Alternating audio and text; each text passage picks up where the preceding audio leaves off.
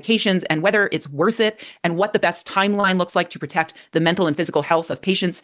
But here, Hassenfelder asserts, or at least implies, something that has no evidence at all, that a significant population of kids falsely believe that they're trans because they've heard so much about it and are taking dangerous, irreversible drugs because of that.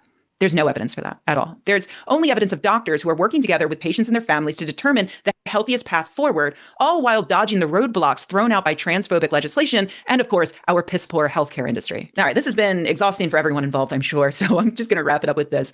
Do I think Hassenfelder is a TERF or transphobe? Labels can be useful, and if it's useful for you to put that label on her and avoid all of her content going forward, that's up to you. But people can be complicated. So I'm just going to say that whether or not she meant to, she repeatedly used a misleading rhetorical device to elevate transphobic talking points to the same level as scientific evidence. And she did that in front of a very large audience. That would be bad enough for any topic. But in this case, she did it with a topic that is related to politicians drastically ruining people's lives here in the United States, banning kids from even learning about trans people, banning books that mention them, requiring children's genitals to be inspected before they're allowed to play school sports, stopping people from being able to change their identification to be more accurate, rolling back non-discrimination laws so employers, businesses, and even hospitals can turn away trans people, censoring drag performances, blocking insurance from covering trans-related healthcare, forcing teachers to out their trans students to their families, and so much more. I'm sure Hassenfelder would say she finds most, if not all of those things abhorrent, but her video misrepresents the data in the same ways many of the proponents of those bills do, and her lack of nuance convinces the average viewer that this side of the debate is worth listening to. It actually reminds me of the problem with the New York Times I talked about a little while ago, where, the editors might be against this sort of legislation, but their words are being cited in the bills used to draft this legislation. You're going to be taken out of context, and you need to be aware of that in a situation like this. So sadly, videos like this are dangerous to trans kids, to trans adults, and even to cis people who would prefer to not have their gender performance policed or their genitals examined just to be able to use a public bathroom. In a time like this, we need more nuance, more compassion, and more scientific precision, not less. And that's how you do it. Yeah, that was well done. Yeah, facts. That was incredible.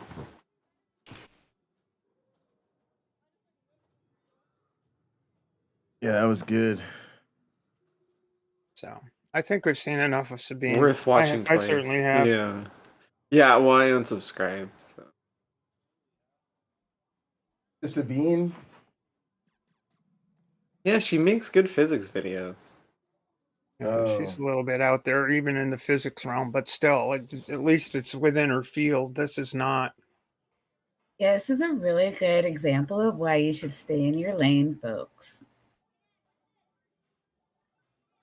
Yeah, it's also why why I'm very skeptical of scholars. Like, if they're a little iffy weirdo out there on their stuff, like, there's usually a good reason for that. Like, good scholars are relatively conservative, and when they're out there or a little off the beaten path, with the good ones, it's not without reason, And so, like, Bob Price is an example of, he started taking so many weird takes on things. I was like, this dude's kind of out there, and yep, turns out, there's a reason he's.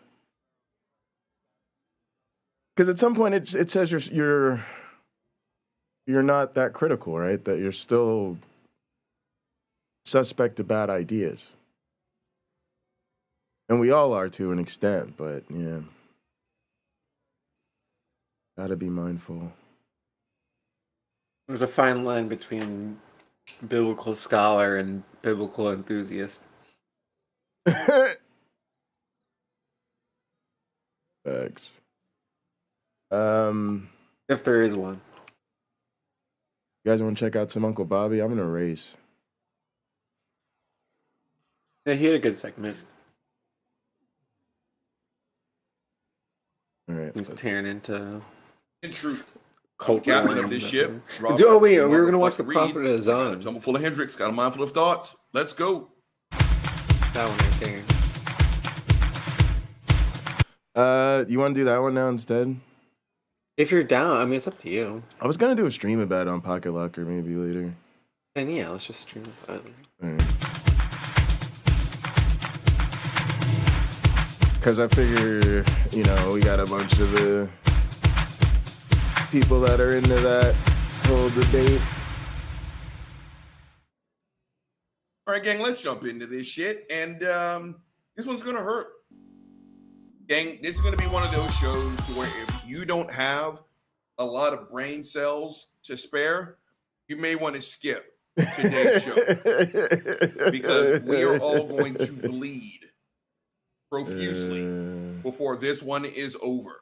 Oh, yeah, Lance versus Tim We will all Pool. be collectively dumber. UC Love, if you want to as a watch it, result if you of drop a what link, I'm I'll getting pull it ready up. to do to you guys. Yeah, let's watch now, that. We're going to What's review that? a video Yeah, put there's a on debate. by Fuckface Kirk Cameron Oh and gosh, what Fuckface is it? Tim Pool versus Lance. Gang, you will be hard pressed to gosh. find a dynamic Right. duo Who's of Lance? Is intellectual Lance butt even fuckery, a more butt reasonable fuckery person to than listen these to? two butt fuckery. I think if it's the This is gonna Lance, be terrible. is it our Lance, the Now, I've Lance done that we shows like? No, Surf on Times. Greg Kokel. So let's start off by All right, hang on a sec. introducing Links in the chat. All right, here we go. Also, we're live on the Casino Theater channel. Пошли. Все Not вместе. it. Какие ваши доказательства? They want you to comply. Cancel culture is about canceling. Кокаином. Up yours. Oh, you said that's them covering the debate? Up yours. This is systematic bullying that's happening. Wolf moralists. Up yours. Yeah, let's see if we can find the debate.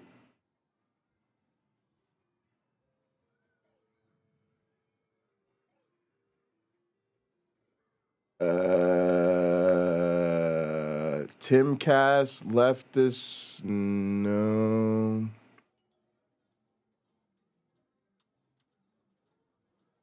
So I see the leftist mod. I don't see the debate though.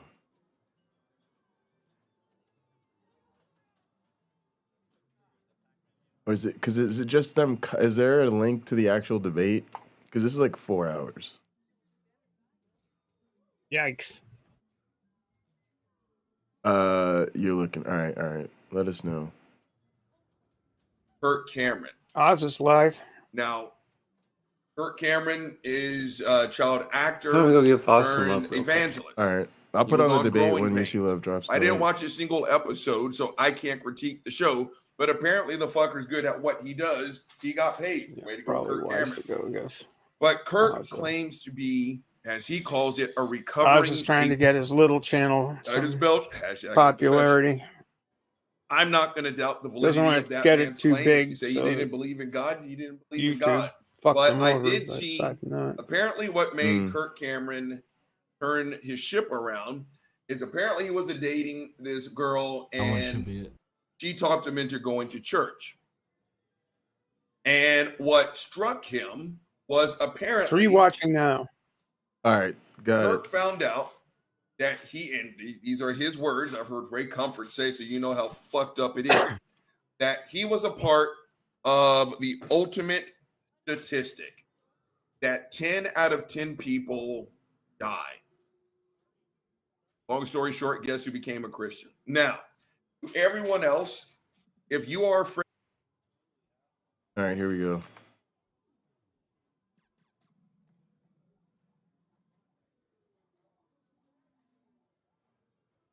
Kind of heat up. Charges hold at New York City. After a homeless man named Jordan Neely died, he was put in a chokehold. The man, 3 people were trying to subdue him, and then in the effort to subdue.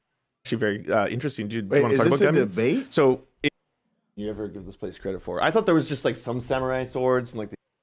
that contained an offensive word.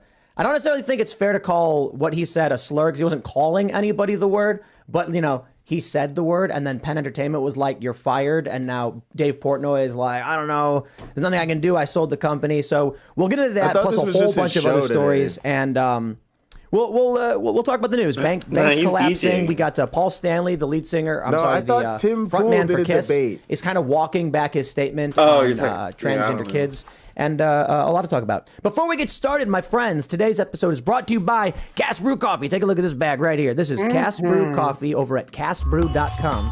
And you can get your bag of Rise with Roberto Jr. and Appalachian Nights today by going to castbrew.com. And with every purchase of Rise with Roberto Jr., you will get a picture of Roberto Jr. See, he's right there on the back. You said you see he's our him sitting rooster. there? He's very cool, and the coffee smells really good. So if you want to support the show and support our work on castbrew.com, but also don't forget to head over to timcast.com, click that Join Us button to be. Don't you know about the Surf Times? No, what's that? He's a lefty streamer, YouTube and Twitch.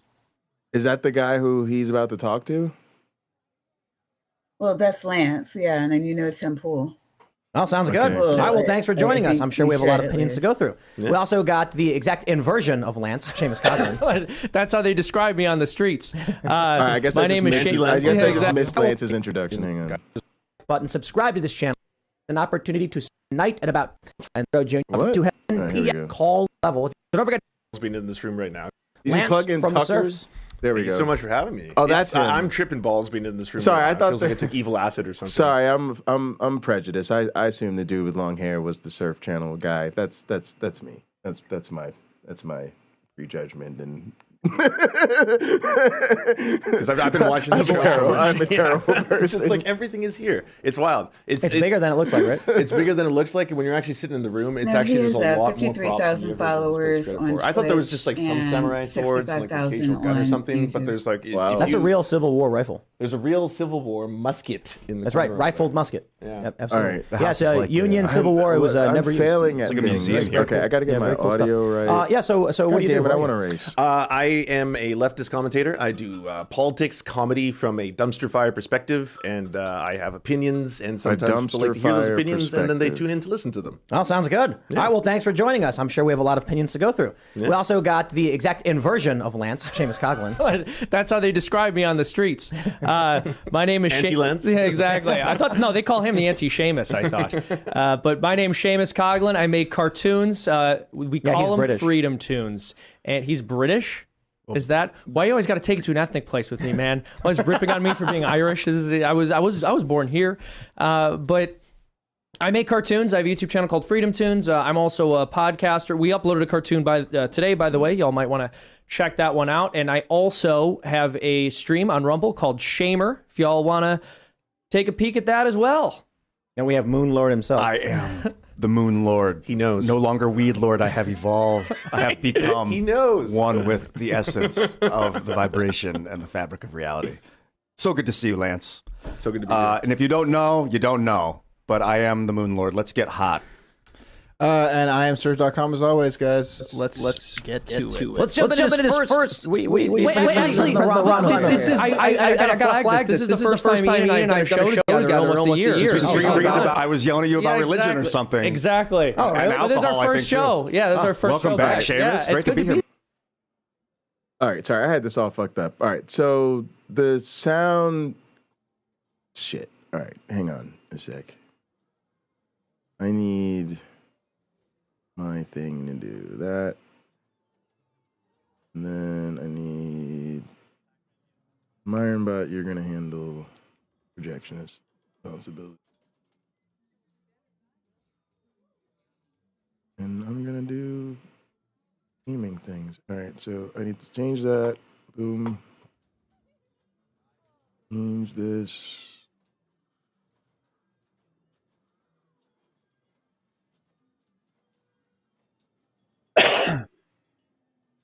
All right, and then no. Yeah.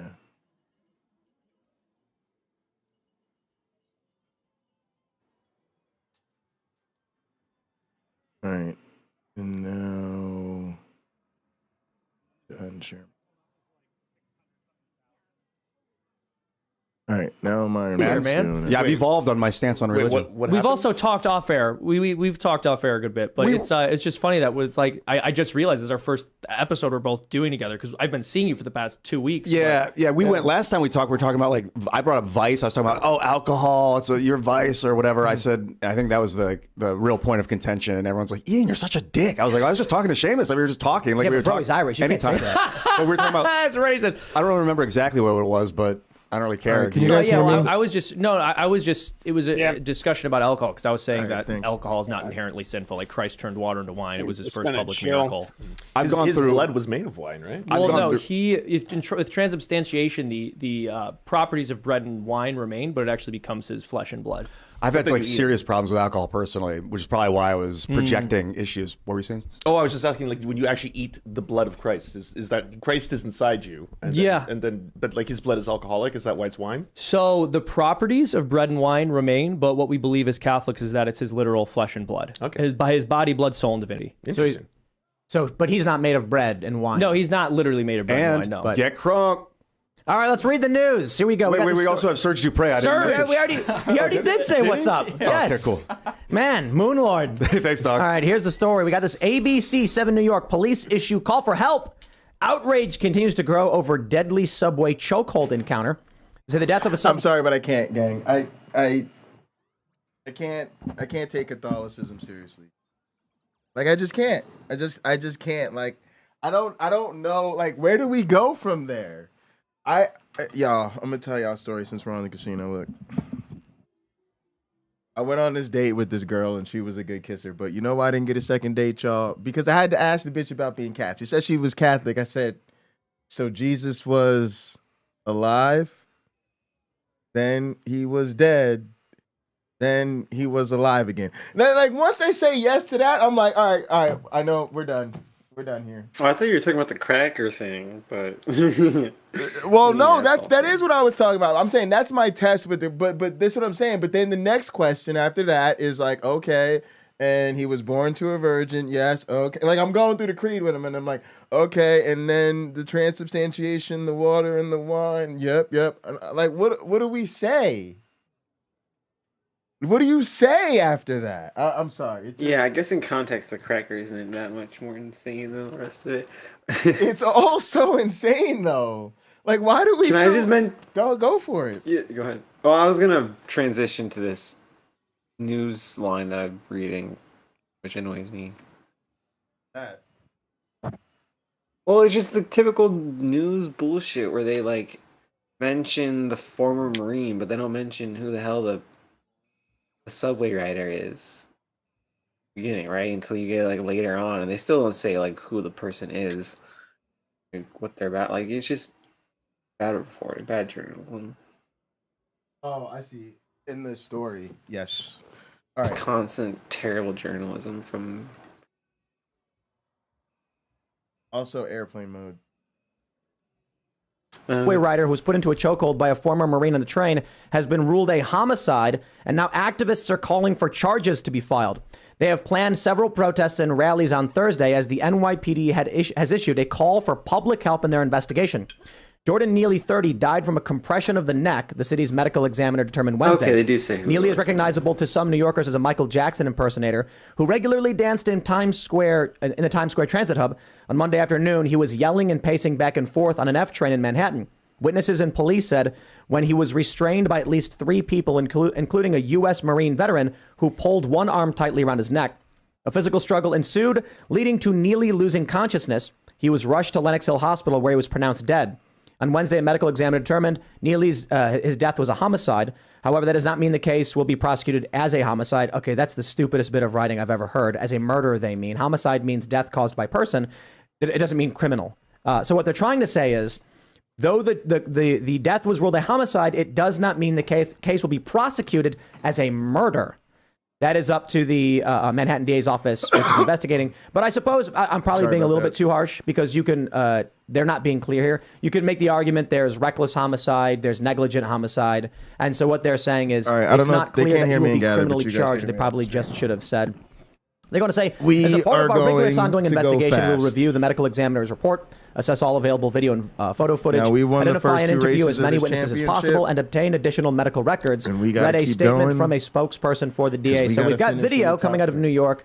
Protesters, I believe this was yesterday, were seen in the streets, and the police made some arrests. And we'll get into it in a little bit, but one of our reporters, Elad Eliyahu, was physically assaulted by one of the protesters and had his property destroyed while he was in the process of doing journalism.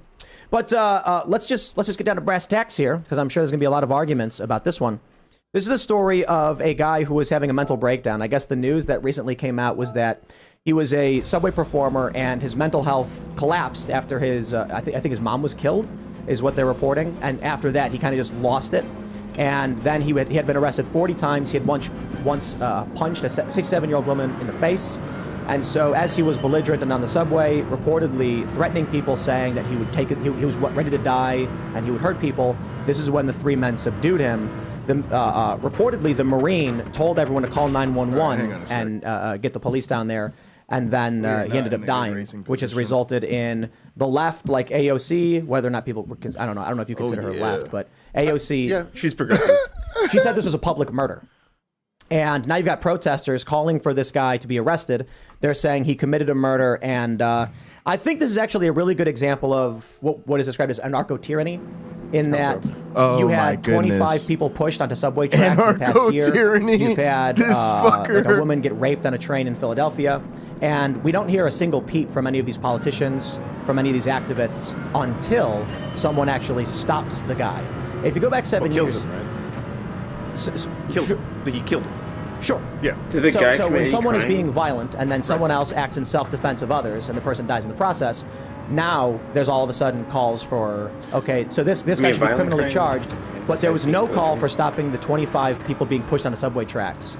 That's an ongoing and acceptable thing, I suppose. I'm never going to sit here and try and defend people pushing people on the subway tracks. That's a crime. Like, that's terrible. Attempted murder. Yeah, exactly, especially if they die. So that's horrible. No one's going to be on the other side of that argument. But in terms of, like, the guy who just got killed, isn't, and you can correct me if I'm wrong on this, doesn't, in self-defense, the proportionality of what you're doing has to be in response to the actual aggressive actions of the person, right? It has to be proportional? Is that correct? So you feel in your mind that it was a proportional response for him to choke him out to death in that situation because he was going to become such a threat to the person who choked him out. But you made a big leap right there. What's the leap?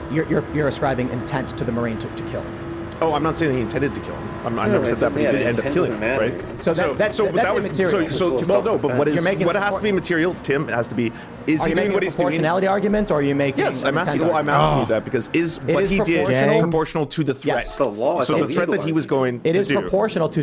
Gang, this is our first time at the 24 hours of fucking process. And end up killing him. Le Mans track. So, see now you're doing again, you're ascribing intent. No, I'm not ascribing intent. I'm saying the results. This is what happened. The guy's dead. He's dead. Results are immaterial to the proportionality of action. So the proportionality of action in your mind was justified to what he was doing, his actual actions. He held the guy on the ground while he said, "Call 911." And killed him. And choked him until he died. You're doing it again. No, I'm saying I'm doing it again. I'm saying this is the end results. I'm not saying this is what he meant to do. Maybe he didn't. I don't know. I don't know what's in his heart. Neither do you. None of us know what he meant to do that day when he woke up. Absolutely. If someone is threatening other people, you are allowed to subdue them. And then would it be like an involuntary manslaughter? So see, you're no, but this is what happened. It's to the point of death. So you have. It's not a criminal. It's not. I'm not saying he intended to kill him. That's the difference, right? But if he ended up dying as a result of that, was that proportional? Yes. He needed to be killed. No. Or he could have killed someone else. Hold on. Stop that. You can't. You keep trying to say needed to be. No. But that's what happened. The Marine. That's the end result. You're saying the Marine tried to kill him. No, I didn't say that. Then why? You are saying that I'm saying that. You're putting words in my mouth. I'm saying that's what ended up happening. Let me respond. Then why would you say needed to be killed? Because what he did to him, his chokeout, ended up with the guy dying. So that was the end result. So his proportional response to what he thought was a threat was that I'm going to choke him out. I'm not trying to kill him, but I'm going to choke him out. Whether or not he dies is going to be something that we're just going to remain to be on the cards, right? This is chance. We'll leave it up to chance. So you are making a huge leap right there. There's no leap, Tim. Self-defense. What he's doing is that proportional. Is choking someone with the possibility of death. With the possibility of death. Too much acceleration Let's tell you this. Let me tell you. So if someone tried illegally entering my home, look at the car. I will use whatever force necessary to stop them from illegally entering my home. The car is so sexy. Don't stop. I have the legal justification in the state that I live in to use whatever force necessary to stop someone from entering my home illegally. Now, you can't invite someone in, and there's actually some legal barriers here. Like, if someone actually walks up to your house and the door is open and they walk in, that's actually not an illegal entry. It is to a certain degree, but it's like trespass. Sure. It's like your door was open, there was no obstruction, and then you'll make an argument about entering the domicile could be considered fourth-degree burglary, depending on which state you're in. If they actually open the door and enter, they've now committed felony burglary. And you are entitled in West Virginia to use whatever force necessary to stop someone from illegally entering your house. That doesn't mean you just intend to actually kill someone. So in terms of, we're out in the street, someone is threatening someone else. You are legally entitled to subdue them. Now, Even if that even in the act of doing that, he could kill him. Yes, absolutely, Okay. absolutely. Because where you're going with it is like, what act of subduing would be permitted in your mind then? Like holding his hands tightly? One that doesn't have a possibility of death, I would say. Because give me one in your martial arts expertise.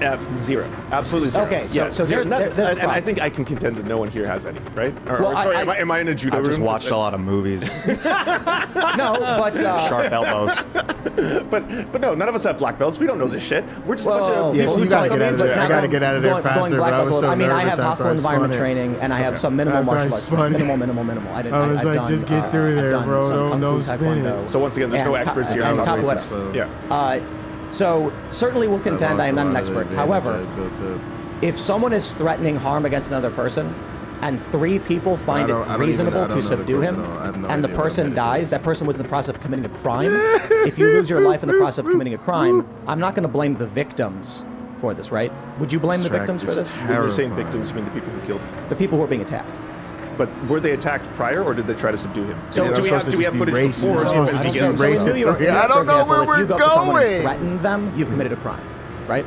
You've committed a criminal act of violence against another person by threatening them and going up to their face, right? And so you're saying at that point you have the ability to proportionally respond with violence. Yeah, actually, there's a video of this. Myth Informed has it. 7 years ago, this man was called a hero for diffusing violence by putting another man in a chokehold.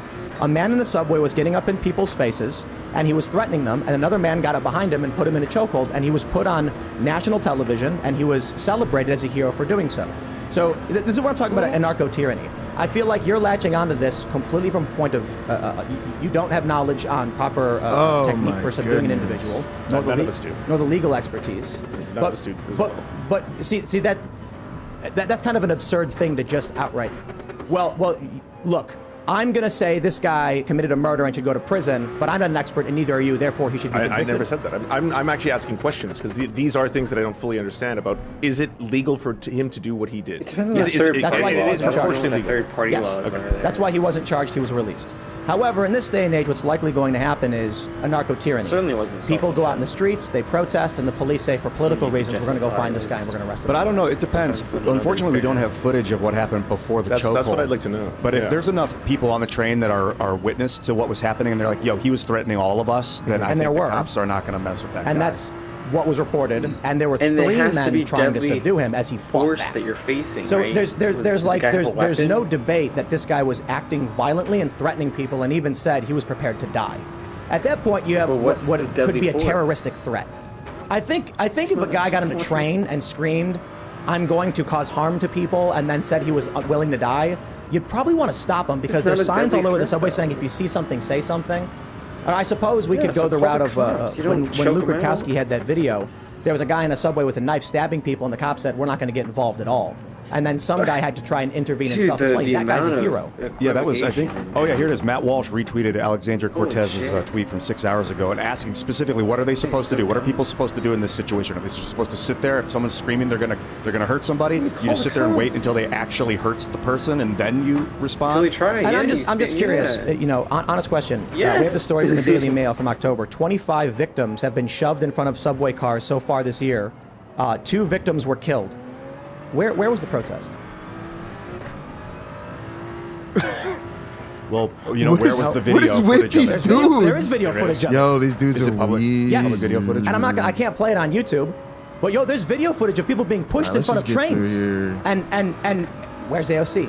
Where's any of these protesters? Come back and dust nowhere to be found. Anarcho-tyranny is that when the criminals do it, as explained in, what was it, Solzhenitsyn, the Gulag Archipelago? When a criminal does this act in the Soviet Union, they didn't. That's just a criminal. That's what they do. But when you, the citizen, defend yourself, you knew better. But so you're blaming AOC for not bringing attention to this specifically? So as in, like, or you're saying that she's hypocritical because she doesn't talk about the people being pushed in front of trains, but she's talking about this now? Is that what you're saying? I'm not saying hypocritical. No, I'm saying I have a question of why now? Why only when people are victimized and they defend themselves are we now upset about what happened on the keep subway? saying victimized. We're talking about a poor homeless person Who attacks people. may have been having an episode and died in what ended up being the struggle. So why are the people who This guy's were pissing subduing me him off. victims? What makes them victims? He assaulted them. Centrist. So you have that on camera that he assaulted them first. According to all the news reports and the police and the witness statements. Can we see the footage? I want to see. I haven't seen that yet. I think we could show the chokeout. Okay, so according to the news reports, the witnesses, and the police, he went and threatened violence against people, which is assault. Right, but you're saying he specifically threatened violence against people. Do we have evidence of that? It's one thing for him to be in a train being like, I'm upset. You're not winning an argument here. I'm not trying to win an argument. You're being I'm awfully asking you, pedantic. Awfully pedantic?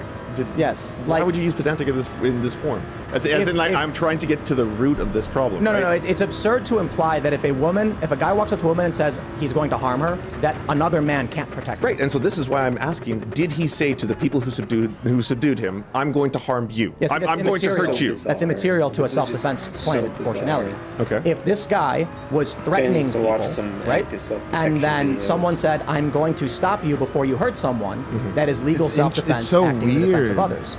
That makes those people who are stopping the guy threatening people the victims of a violent individual who is trying to cause harm. I just find it They just wanna fascinating be able that to there's justify an shooting effort people to for no defend the aggressor in this circumstance. Right? Oh, so you're suggesting that the guys, even if the guys that were choking out weren't the ones being threatened, that they're still considered a victim because they stepped in to defend other people? The aggressor's the dead person. That if you're on a train and there's a guy, you're on a train, you can't get off that train. You are trapped. Yeah, right? I used to live in this area, by the way. I used to live in Flatbush. I used to take these trains every single day. I have seen this. I have seen this and worse. I have seen people in the middle of episodes where I was like, this person could potentially either harm themselves or harm me. It never crossed my mind that I need to choke them out to the point of potential death in order to protect everyone else in the train. That never even entered my mind. So that's why I'm asking you, do you have specific footage of him threatening the very people who subdued and ended up killing him? But why does that It feels like this guy's doing his best to try to be reasonable on What does that that have to do with what I bullshit, said? yeah. That's why I understand your thought. Because I would think that the proportionality being that you ended up killing them, even if that was not your intent, I understand that you don't think he intended to do that, fine. But even if that was it, were they like threats to him in the immediate present? Were they on the verge of committing an act of violence towards him that required proportional violence that ended up in death? But it's not a requirement someone threatens you for you to act in defense of others. Right? So your question is kind of in an unnecessary direction. Threatening other people. And I'll elaborate. If you're on a just step train in and you're and put trapped in a hands on box and someone is threatening violence, then yeah, you're a victim. Because so I've been a victim multiple times then. I was in these subways. Absolutely. Yeah. Okay. It's the craziest thing to me. But I don't feel like a victim. I've never been hurt. I never was hurt by people who were going through those kind of episodes. Other people have been. I'm not saying they haven't. Yeah. I'm not saying this is a good thing. 25 people were pushed in front of trains. Okay, so these 25 people who were pushed in front of trains, how is that directly related? Were these people also going through episodes? Were they also people who were homeless? Did they have mental illness? I mean, were like? I would say what's the anybody correlation shoving here? someone in front of a train at random is like going through an episode, you know what I mean? The correlation is that crime and murder on the subway has been increasing, or has at least been apparent in the press, but I don't see you caring about it at all. Until it's the aggressor who gets killed. You just lied. No one, I think, on the left is going to defend this stat that you're Then why put a People guy being in pushed prison for finally saying stop killing people? This is like, Tim, if I approached you today and I was like, hey, do you know what goes on in Rikers Island? Have any of you done a show on what happens in Rikers Island? How they hold people in Rikers Island? Do you know what? Not Rikers Island specifically, but we talk about prison reform all the time. Okay, and how do you know about bail reform and the fact that people die in Rikers Island waiting to have their day in court because they can't afford it? And we talked about it. And you've done entire shows on that, and you talked about how people literally die in prison while they're waiting for that shit? We talked That's terrible. okay, so we actually talked about one guy who got wrongly arrested, lost his job, was kicked out of his apartment, went to Rikers for 3 months, only to be released and then told, sorry, there's nothing you can do about it. The city owes him nothing because they considered the prosecution not to be malicious. But this is the problem, man. Like, we talk about stuff like this all the time. But the example you just gave me was not me talking about the systemic problem of people who are poor being in Rikers Island before they get to trial. They die before they're not released. You just gave me a story of someone who was released prior to that. I'm giving you an example of a specific show we've actually talked about someone wrongly held and had their life destroyed. Okay. Now, of course, we can go on further and say yes, people have died. Yes, the system is corrupt. And my point is this: when we talk about stuff like this, like, wow, in October we talked about 25 people being pushed in front of train cars. You guys just shit all over us and ignore these problems. Then finally, when three guys... ignoring this. I told you, no one's on the other side of this. No one is pro-push people onto trains. Where's your protest? Where's your protest? Where's my protest? Yeah, where's your protest? Where's your Rikers protest? We had it on the show, but you don't watch the show. You did a protest? You did an actual protest? You guys stood up and then walked to the streets or what? We don't go on the streets ever, but right? I'm not blaming you for not talking about that, Tim, because this is the problem of, like, you are judging someone based on absence, based on your absence of caring about something. Why haven't you talked about this, Lance? The fact that you haven't talked about this means that you don't care about that. That's not what I said. That's not true, though. That's not what I said. That's the implication of what you were saying right now. My implication is, instead of helping us deal with this when we talk about it, you make up garbage about us and then post nonsense on the internet. What have I brought up garbage about people pushing people into trains? This is the most random I'm not example. talking about you saying, I'm saying you don't talk about it, right? I'm not criticizing you for not talking about it. I'm saying finally, when there are people who are like, we've had 25 people pushed in front of trains, we've had 2 of them killed, I'm not gonna let this person hurt somebody, it's y'all saying that person should go to prison. It's like, how is that solving the problem? You guys are making it worse. Your protests, your support for the criminals make this worse. So our solution to this, if you're asking, when you're saying you mean the left, right? Our solution to a lot of this is that you're speaking in support of the criminal, so I'm saying you. Okay, so I am saying that the solution to a lot of this would be investing very heavily in things like healthcare, like getting and making sure that people have access to it, and not cutting the restrictions, like allowing people to have access to healthcare, not as a requirement based on how much money they have, based on their income, but allowing them to get the care they need. That would have gone a long way to preventing a problem like this and future problems that are going to happen. I have no idea what's going on with the 25 people who've been pushed in front of trains. If it happens to be because people have mental illness, this is a tangible solution that we could work towards. This is something that are you against that idea about investing heavily into mental health care, public health care? Well, then there you go. So that's a much better line. So here's right? my issue. My issue is when this story came out in October, we talked about it. And we said, why is this happening? What are the solutions? What are the problems? When this story comes out now, you, completely ignorant of what's been going on in New York, side with the criminal. And so people like me are flabbergasted that we've been focused on the issue of crime, the issue of mental health, the entire time, going back several years. And this is why I left New York, because 2 cops got murdered outside of my apartment. And then what I told do we you, hear? the super Protesters don't fuck in the around. street defending the criminals. I mean, I drove that track like shit. I have a don't problem even with know where criminalizing that people still who are felt homeless or people who are poor or people who are mentally ill. That's and what we call it. I'm not saying he's a criminal for being poor. I'm saying he's a criminal because he threatened people with harm. Like incitement to violence is a crime, just like AOC says, right? I really want to see the start of this video footage. I want to see the moment where he was threatening the very people who tried to take him I had some real urgency you too accept because I had that the no witnesses, idea the how media, long and the the last police lap say was. this is what happened. Or So we I can was agree. No one has any desperately idea, so there's no overtaking point in because I talking. was like, yo. I think the interesting. I literally don't remember how long these laps are. Preventative measures Gotta go. are a way to go about it. What do you think about defensive measures? Like people should be armed and ready for this kind of thing, regardless of the prevention methods. I mean, when it comes to defensive measures and people should be armed, I'm going to probably be on the exact opposite as the rest of you because you're probably very pro-gun here, right? Oh, yeah. I'm just making, we don't have the same problems in Canada that you do in the United States for mass shootings, for mass gun violence, for that kind of stuff. You have 30 million people, don't you? Is it 30 million? Okay, so by ratio of the population, Tim. So if you compare ratio of the population Canadians to America, we don't have mass shootings like you do. No one else does. It's a uniquely American problem. The mass shooting thing is uniquely American. Obesity is pretty heavy here. Well, it's I don't think it's fair to say uniquely American. Yeah, we have fast food. Oh, there is, but it's a unique. I even noticed that with the terroristic threats. Like as soon as I heard terroristic threats, I was like, yeah, uniquely American problem. that's code mass for killings done with the use of firearms is much more unique. Out of control person I don't think anyone's of going to color. debate that countries that have fewer firearms are going to have fewer people killing each other with firearms. It then becomes a moral Australia question has of whether more it's- per capita than the United States. Is that right? per capita? That is not true. No I just country comes looked up close to the United States. List of countries by no. Okay, I'm sorry. Just made the argument. We should have as few guns as possible. That was a mistake. Sorry, El Australia. Salvador, Venezuela. So when is you're it all right if I correcting just finish my thought? Sure. Yeah. So my basic point. That was way off. Oh my the United goodness. States is I not love the that most. liver. It is 1, 2, 3, 4, 5, 6. I feel like I 7, should go 8, back 9. and El Yeah, Salvador. and so of all the thumbs other up or countries in that something. list, which of them are considered part of the G20? You have to compare countries that have similar So economic systems, similar mean. economic Look at it. societal Like I love racing liveries, but look how colorful all of them are. So it's true that as And far then as ours developed is like nations go, no, the United States does have a no, much higher rate of gun violence. I don't deny no. that. My argument is guns. simply that All other black nations do have higher rates, everything. depending on the nation that you're looking at. There are still a pretty decently high homicide rate in a lot of developed countries, and there are a lot of mass killings. In the United Thanks States, so much those for mass hanging killings out, are generally gang. carried out with Appreciate y'all. firearms. But according to CDC studies, firearms are used to prevent more violent crimes each year than they're used to commit. So it's a much more complex argument than simply saying the U.S. has more firearm deaths, therefore restricting firearm ownership would prevent those. Let me ask you too. Do you know what country has the most grenade attacks? I only know the answer because I saw you type it in. I think it's Sweden, right? I actually didn't type that in. I searched for. By the way, Where are we our at? murder Where are we at? rate I was always very forget to, clumsy. like, I don't want to cheat, so I saw you typing it, but yeah. I did not. I didn't type in Sweden. I typed in most grenade attacks by country, and Sweden is the only thing that comes up. And yeah, Sweden has more grenade attacks than any other country, but grenades are illegal there.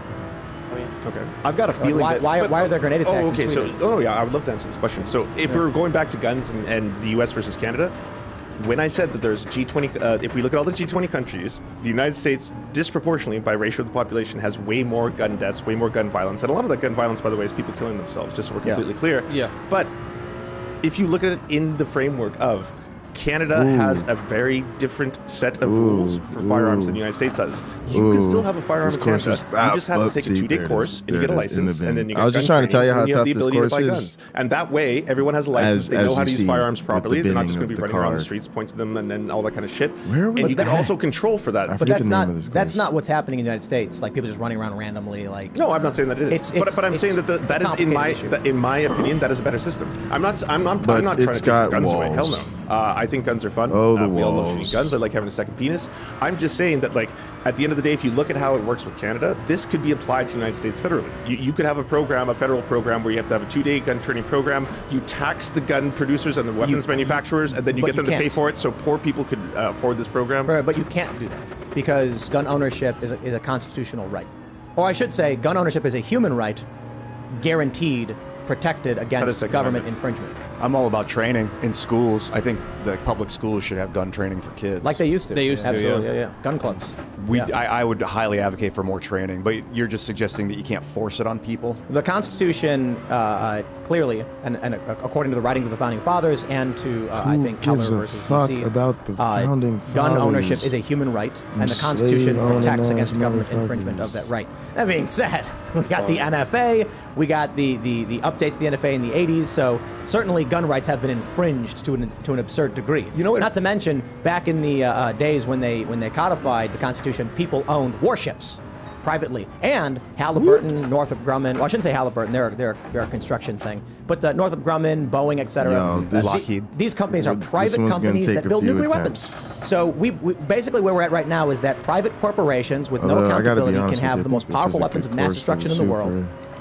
But them and the government, so it doesn't follow. Either the people have the power, so you got to get down, or they don't have the power. Right? We've abdicated it to corrupt organizations and corporations. Right. Just to be clear.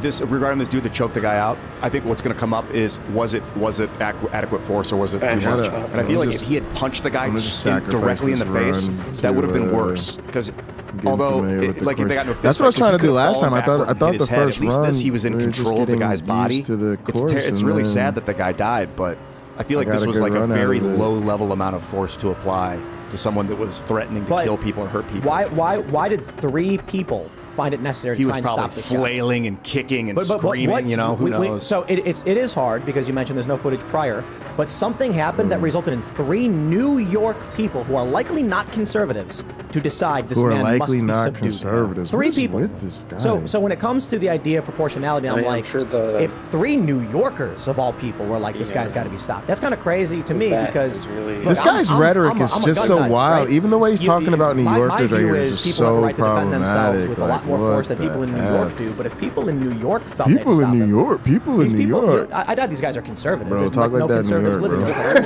There's 100% Republican, and if they are Republican, they're probably moderate right. Something must have happened. But I don't even need to sit here and say what could have or what must have. What we know, what we choose to believe, based on what the police, the media, and the witnesses have said, is that this guy was threatening people with violence and said he was prepared to lose his life over it. And there is the element.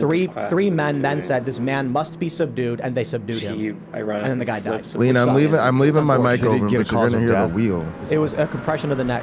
I'm always over here so talking to you've you, got a but massive then platform here. A lot of people watch you all the time, and so what you say, obviously, and advocate for is going to affect a lot of people's lives. But yeah, if this is a problem that genuinely concerns he's you, all about why the isn't it class something that warfare. you would frame and want to advocate for And more that's what my side resources about. for These mental dudes are health access? Nazis. And bring that up on a regular basis. And I'm not saying, and I'm sure, no, okay, hold on, Tim. I'm sure you've done it before. I'm sure you've had specials a lot. before. I'm what? We do it a lot. And this is just this like fucking. Why isn't that the focus? Why isn't today? Hey, by the way, everybody, this action hero horrifying fantasy for tragedy these happened on the New dudes? York subway. We got to talk about this. Yeah. Here's our angle. Our angle is we need to invest in mental health. We need to invest in giving access to public health care for Americans. First of all, when it comes to the issue of violence in this country, conservatives have been screaming about mental health for decades. Oh my! Reagan is one of the ones that like doing nothing about it. in America. when it came to Yeah, that. Reagan's one of the worst presidents this country's ever had. No fault divorce. How about that shit? Yeah, Gun control. Yeah. Who, Oh I my don't know why goodness, Republicans bro. like that guy. The reason that they like him is because of the way that he stood up to communism, but I totally agree that he had a lot of really bad policies, and I'm not a stan. But conservatives have taken the stance of gun violence and mass shootings as an issue of mental health. And then the left takes the opposing But do they issue. invest in that? Do they vote for it? Well, of course not. The Republican Party's garbage. When I look up the votes of the Republican Party, they're not voting for amendments that are actually going to like give people more access to mental health. But look, man, that's where you have an opportunity. But you don't want to Yeah. come onto a show where we say the Democratic and Republican Party should be dismantled and obliterated, and then make an argument that one side is bad. I'll sit here and be like, bro, if you want to have make a list of every single member of Congress who should be removed from office, I know. I'm like, Jay, One problem is that when people advocate for mental health, a lot of that advocation is more drugs. Let's that this new drug will When fix even your the brain. exercise I'm of good the motor belief that less drugs sportsmanship. allow you to fix your, like sometimes for very short periods of time you might need something to help, but then you don't want people long term. I don't want them on psycho, crazy pharmaceuticals that make them go, you can go faster. And we have to bring up often this This is a medication beautiful actually track. increases suicidal ideation and aggressive thoughts and things like that. But I do want to answer your question.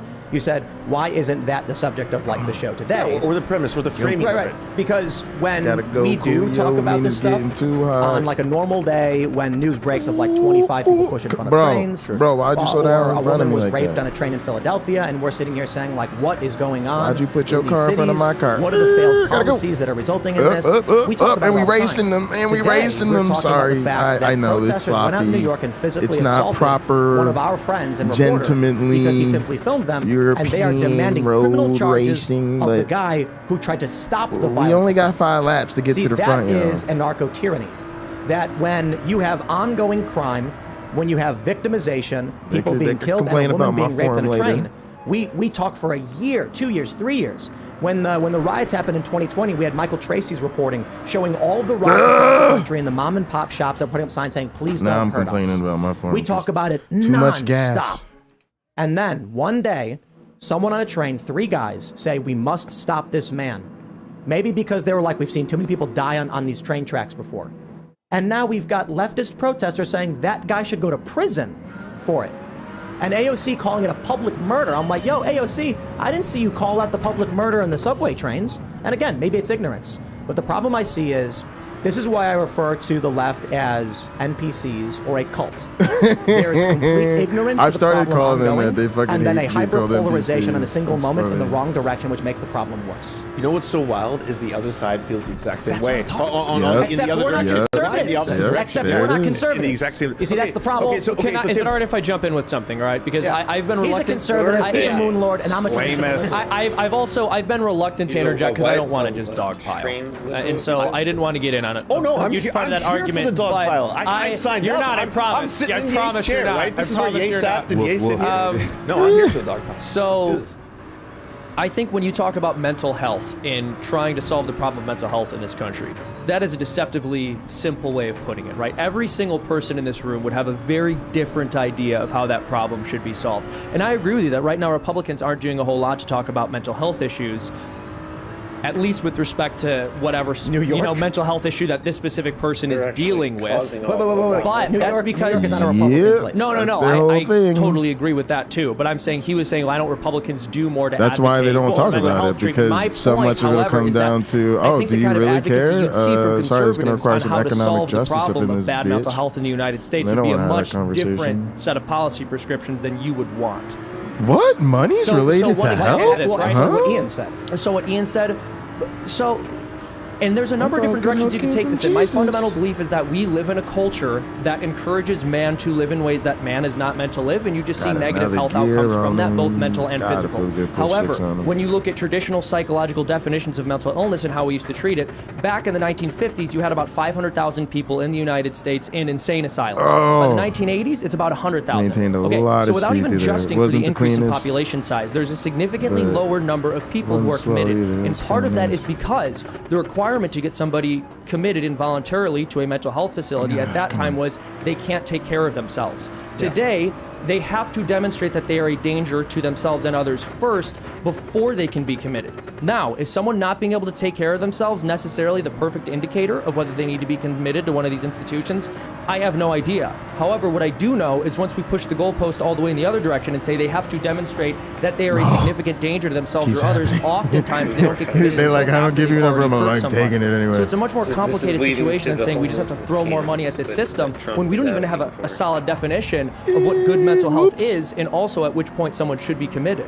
So I think the important point going and back that's to always the conservative stance. I agree. I think we need to make the world better. I just don't agree with how, and but if you we just are in don't a quite cult, have enough information yet, and you would only hear what the cult says. So here's what I have to respond to that. If y'all an notice how we do a objective lot person, say an better alien, when I just turn showed off up the and looked at radio your and channel, Tim, I don't, went and we're through all the focused on the videos, and you were road. You to should ask be them, racing hold and them, listening to is fucking this person and his views political where would you place rage them? Most likely they radio. would say conservative. That's going to be But my bet. actually, yes. But more because the guests that come on. Not just even the guests, but the way they're framed, the thumbnails, the words that you put in red, and the whether or not you're supporting or going against one. The rage either the shall Democrats or fuel me to the Republicans. But finish. hey, you tell me that you guys don't like the Democrats and you don't like the Republicans. This is not a Republican stream. You don't want to even endorse the Republicans in any way, shape, or form. I'm gonna race to the front like I them. get to whoop Trump's ass when I cross that checkered flag. Okay, sure. But there's a lot of right-wingers who watch you. Right? So that's what I mean when I say you do have a voice and you do have an audience of right-wingers who are going to vote at one point or another. 30% of your audience is right-wing. Most of the people who watch this, the largest faction is libertarian. Okay. The next largest would be considered traditional which are liberal. the worst. But along party lines, who are the libertarians going to vote for? Not the Libertarian Party. The Republican Most likely they're going to vote for whoever. When they come on this show and say abolish the police. One of the two, Republican or Libertarian. Yeah, most likely, usually. yes, one of the two. So that's why I say, Tim, for the people who watch you who are Republican leaning, why not frame it that way for them so that they can actually start pushing more money into that? That's why I'm here. That's basically true, I think. In a lot of ways. That's what Moonlord does. So here's what I think. I think you're in a cult, right? Okay. I think the cult is derived from Really? algorithms on social media. Okay. So you only surround yourself with are you a Christian, this loud Temple? noise. We saw a really good example of this with that Sisson guy. Is that his name? Harry Sisson, yeah. That's the $1 million Those two guys went on the question, Tim Dillon podcast, and he said, 'Cause- please, no, don't clip cult? this. Okay. I will lose He followers. is. I can rag on Trump all the time, and like people still watch the show. Seamus and I right. can have an argument over me being pro-choice and him being pro-life, and people still watch the show. And if I pull up all sides with He's 3,770 pro-choice, ratings, take him Tim Pool is back. a centrist.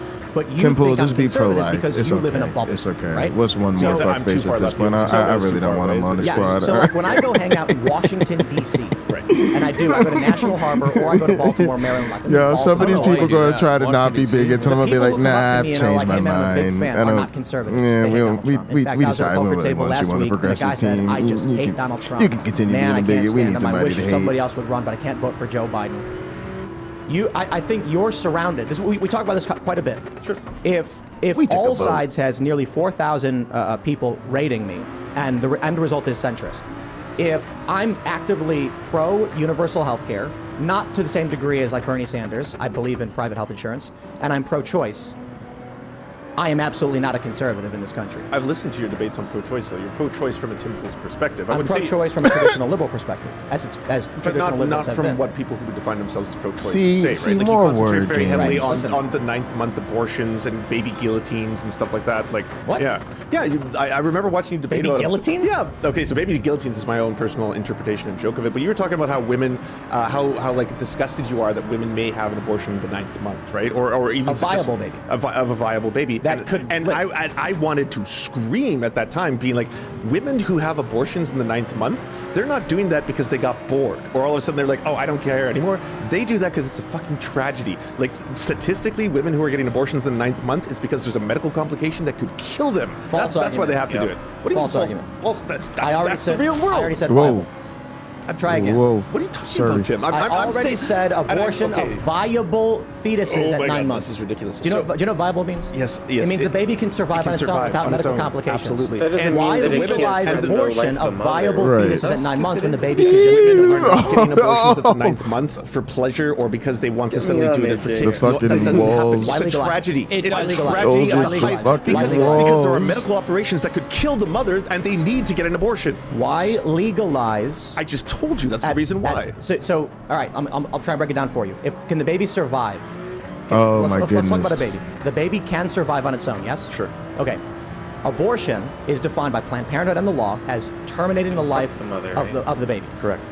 Why terminate the life of the baby if it can survive on its own? Because it could kill both of them. That's why it is done at that stage.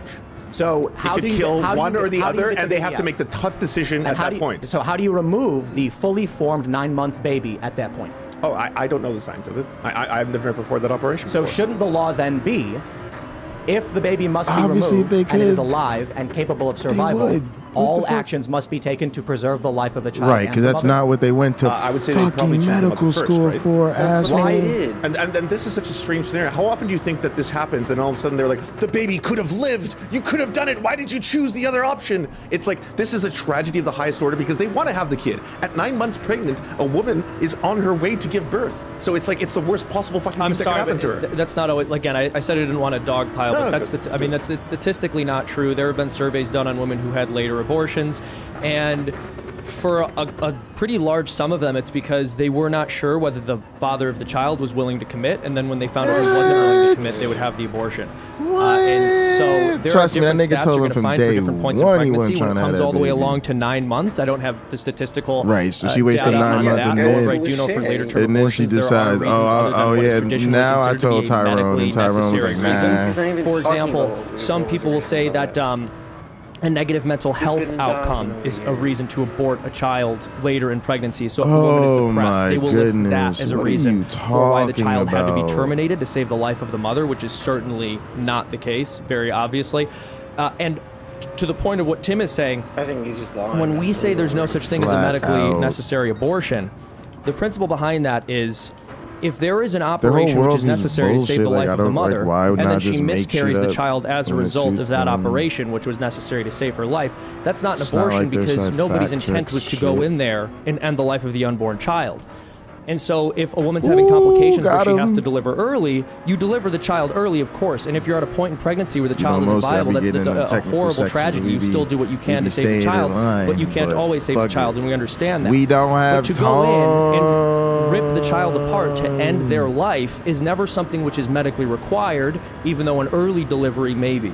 But are there situations where if the baby is in, this is so harsh, in its complete form, that even trying to induce early pregnancy could kill the mother, so they have to break the baby's body apart so that they can get it out without killing the mother? I've never heard of such a thing. So And there the are letters, by the way, signed by literally thousands of doctors. who've said this. Let me ask. Let me ask. Wait, can I specifically. just say one thing? So 88% of abortions are in the first 12 weeks. 88. Yeah. 88% of abortions. Less than 1.3% of abortions take place near the 8th or 9th month. How many abortions Is that Guttmacher? Well, how many is that? I don't know the actual numbers. This is the percentages. 13,000. Okay, but we're talking about less than 1.3%. Hold on, of them. 13,000. That's the number of people who die from gun violence in the U.S. each year that aren't suicides. Gentlemen, so that's I am not here 13,000. to justify abortion when it happens as in it's But a good you're thing. no. I don't celebrate Brother, it. you're saying it doesn't happen. No, You're saying it I've doesn't never happen. said It happens happen. 13,000 times. I said it's extremely. There is 338 million Americans. I'm sorry. The numbers are going to be a little daunting. Yes, the numbers will be high. I'm not here to celebrate that. I don't understand your argument then. My argument is that there's a lot of if human 13,000 beings. people die from guns, we have a problem, right? If 13,000 people die from guns in Poland, yes, of If course. 13,000 late-term abortions happen, is that a problem? These are completely different things. Well, how so? Okay, so if someone dies by It gun, is a did they get shot? problem, Were they but killed? Did they the kill problem themselves? Was it a suicide? Was it a That's a gang good- violence Problem thing? that we get That's involved in with the fucking case of better late-term healthcare. I don't want to abortions- argue, I just Hold on, want to clarify. I need to answer this. Well, In the case can of I late, address yeah, what you but just said? yes, but in the case of The late-term solution to abortions, late-term more often than not, when pregnancy- statistics say, or, and sorry, they late-term when they are polled, abortion they say the reason is that they are better giving it healthcare. is because it's a medical complication that could result in the Better- death of either the mother or the all child. So let's. Can we make the argument then that Stepping the it use of down guns on all the way people down. It's like are, going uh, downstairs. It's like going downstairs in the car. to end their lives Like a is allowed? spiral So you like staircase. murder. You're describing murder. Not allowed. So if Colorado, for instance, passes a law saying there is no medical requirement for an abortion. Is it wrong? This course was designed by mad geniuses. You're talking about you go that way, I'll go this way. Oh, this is not working. A medical decision that could basically preserve her life. No, I said not a medical reason. That's what I'm saying. Should she have the ability to have an abortion for any reason? Yes. At 9 months. At 9 months? I would fuck say it, at 9 fuck months. it, we raised It it. only happens, according to the stats, based on Gotta go. Use them for leverage. Use them for guidance. Colorado legalized abortion up to 9 months with no medical reason required. Oh. Do you agree with that? I agree with that decision. So the baby could survive on its own, if and I the was mother racing is online legally right now now, allowed to just end its life. People be making. She has the right if she wanted to. You're saying so in Colorado, and It's not a trick question. You're I know, but I'm asking you because you're the one who brought this up. I don't know what Colorado's specific law says. So if you were saying that in Colorado, women have the ability fuck these at robots. 9 months to have an abortion for any reason. They Wait, could where's just decide that. Oh, shit. Okay, I think they should have the right to do that, but the stats show that they're not doing that. But they should have a legal right to do that. Yes, it's their body, it's their choice, of course. So this is what I disagree on. I think if the baby needs to be removed from the woman, there's no reason to kill it. You know what I mean? Like you could just C-section and then put it for adoption. I'm telling you that doesn't happen. But it does. But hold on. Like you might be able to bring up anecdotes, but the stats don't say that. But hold on. Like, why allow it to happen? I just don't understand. Are you arguing? Wait, hold on. Are you arguing you oppose it? This is so and you think it's morally wrong, but you think it should be legal? I think that women should have the right to decide what they do and have bodily autonomy over their own bodies. We're not talking about her body. We're talking. It is her body. Of course it is. At 9 months, even if it's still inside her, it's still her body. Even if it's a viable baby, it's still her body. We're talking about the removal of the baby. Yes. The forceful removal of the baby, or forceful. So she chooses to have that. She should have the right. The woman says the baby must be removed from my body. Why kill the baby if they're removing it? I gotta learn. I don't think they should do that. I would. If they ask me, Lance, should I do this? I would say no. But she should have a right. Yes, of course. It's her body still. That doesn't stop. So, like, the woman is pregnant, the baby is viable, and capable of surviving on its own, and she says before it breaches oxygen, kill it. Do you think that should be allowed? This is again the baby guillotine. Right. This is why I brought that up. Actually, I could have probably caught this is not the real world. But it does. And if the argument is that it doesn't happen enough for you to care, that's fine. You're allowed to believe that. What I don't understand is it seems like your position is a rather shocked position where you recognize there is something inherently wrong with taking the life of a baby that could survive on its own, but you're also taking the tribal position of women should be allowed to do it anyway. No. If you were to ask me, Tim, hey, Lance, do you think it's a good idea if this woman who's 9 months pregnant, suddenly she got bored with the pregnancy, she doesn't want to have it anymore, but the baby's viable? Do you think that's a good thing to do? I would be like, no, of course not. Then why should it be allowed? Because it's still her right. It's still her body. But bodily autonomy doesn't stop at my morality. Tim, it's not my choice. Right? It's not my, yes, but that's not my choice. Why kill it? Why kill it? That's her choice, not mine. Why kill the baby? Ask her. Ask her. Okay, so my point is simply this. You don't need to be shocked by it. You are allowed to have that moral position. I think most people in America would prescribe that to be, would ascribe evil to that. Sure, but that's the idea. You can ascribe evil to whatever you want. That's up to you. That's your choice. The idea that you would say doesn't mean that she should the woman wants the baby removed, and then in the process, instead of letting the baby live, remove it but kill it. Right? There's no reason to do that. You can give the baby up for adoption. You can drop the baby off on the doorstep of a post office. I agree with you. I'm not disputing So why that. legalize? Even if it's one. Why legalize? You see, this is the craziest thing. Because her autonomy should not be cut off based on your morality. Because you don't think that idea is good. You don't like but it. the baby's been that's removed not from where her we should body. Well, that's if it was removed from her body and it was still viable, right? And that's where the baby guillotines come in, because I don't think this happens. I don't think women on the 9th month get abortions with viable living children and then be like, I don't want it, kill it. I don't think that happens.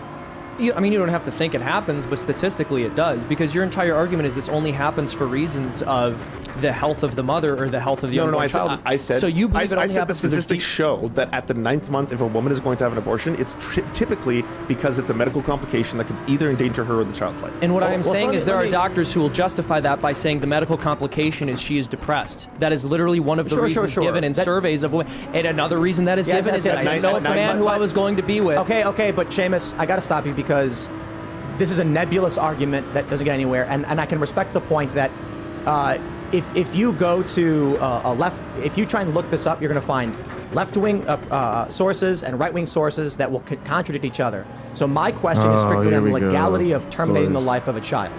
I can sit here and pull up, oh, hey, here's one. Women abort Down syndrome babies late term rather frequently. I think that's wrong. I don't think that someone's life is forfeit because they have Down syndrome. But your argument is that they do. No, it's not. That's a strong. No. Your argument is that women have a right to terminate a baby for any reason at any point. Yes, they should have the bodily autonomy to make that decision. So what I'm saying is, in the circumstance of Down syndrome, I think it is wrong to terminate a baby's life at 9 months simply for having Down syndrome, but you would agree she is legally allowed to do so. I think she should be legally allowed to do so. Whether or not I think that's a good idea is irrelevant. Well, then there's the clarification. I think it should be illegal. Okay. I think so there are limits to how much bodily autonomy women should have. So yes, right. So that's your stance. The pro-choice argument, because you're pro-abortion, right? Sure. Pro-choice traditionally in this country put limits at around like 15 to 16 weeks. And then down the meaning next flight. If the baby is dependent upon the body of the mother, then it is the body of the mother, and she has final say.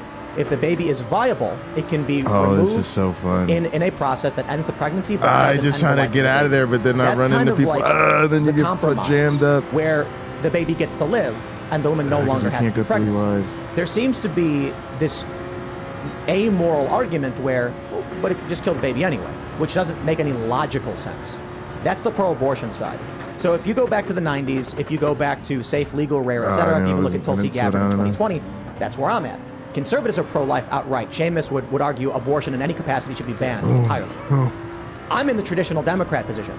But you see, there is a tribal, amoral, illogical position of just let them kill the baby regardless. I don't see any logic there. I don't see how that makes sense morally or ethically or just mathematically. Right, so you said I'm pro-abortion. What I'm against is forced birth, and I don't think the state should be forcing women to give birth against their will, which is what your position and your position is. So I'm against that. I think that's creepy big government shit. I don't think they should be forcing them and turning them into these viable wombs against their will. I completely agree. I'm against forced birth, just like you. Except my difference is that if the baby's at 8 months and can survive, they can take the baby out as if they would have in an abortion, but not kill it in the process.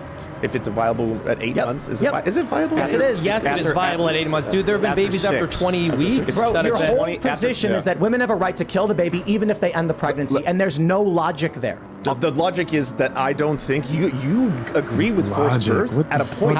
At 8 months, Tim Pool thinks forced birth is fucking cool and poggy. Stop making up stupid bullshit. Yo, these guys went to debate class and like forgot that there were other classes. Nonsense statement because I already said I agree with you. A woman should be able to end her pregnancy. Bro, that's an illogical syllogism. Say it. Tim Pool said a woman can end her pregnancy whenever she wants. Yeah, I cement you say giving birth are both ending a pregnancy. Make up something fake. Tim Pool agrees with forced birth is a false statement. You're lying. Whoa. I've already said I believe that women have a right to terminate their pregnancy to a certain amount of time. At 8 months before you draw the line. No, I didn't. Yes, you just said that. If the baby is viable, that she shouldn't have the right to be able to terminate it. To kill the baby. Yes. I said she can end the pregnancy whenever she wants. Ending the pregnancy can be giving birth or aborting the baby. Or a C-section that keeps the baby alive. Look, I want to be the forced championship. to give What's birth next? against her will in a C-section, but the baby is viable and they give it So off. how do they remove the baby? So hold on. at 8 Either way, months? the baby comes out of her. You're saying that it's more so you literally want forced birth. You literally want to force women to give birth against their will. So Can I just interject here? Can I you're saying they should use the tools to rip apart the body and pull that out. Whereas I'm saying they should just take the baby out. I'm saying she should have the right to decide what happens to her body. That's it. Okay, but either way the child is coming out. You're making this argument about forced birth. Either way, what is in her body is going to be outside of it. The question is it okay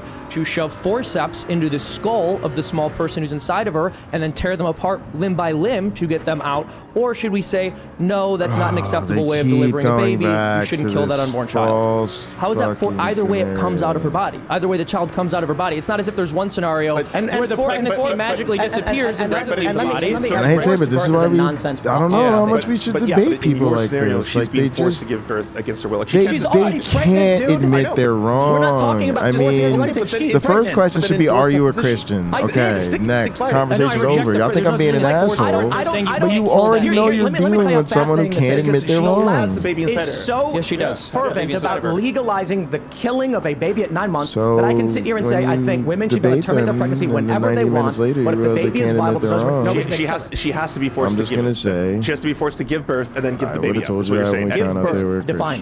Yes. Okay. So that is forced birth, right? So she can't decide to terminate it at 8 or 9 months. Define give birth. You just said at 8 months if the baby is viable. I didn't say 8 months. Define give birth. I'm trying to understand what you're saying by forced birth. What does birth mean? You just said when she is at 8 or 9 months. Okay, so she's at 8 or 9 months. Let me get Okay, so side it's by viable. side. Baby's I'm viable. going She should have around to somebody. Y'all already give birth to it in know some what it capacity. is. C-section, whatever. Define birth, and I It can just answer your creates so question. much gray area. The for women who the basically removal get of a child sentenced into to the death world from a mother's womb. If the baby, so how do they do that? The woman pushes the baby out. So then, what would you call an abortion at 8 months?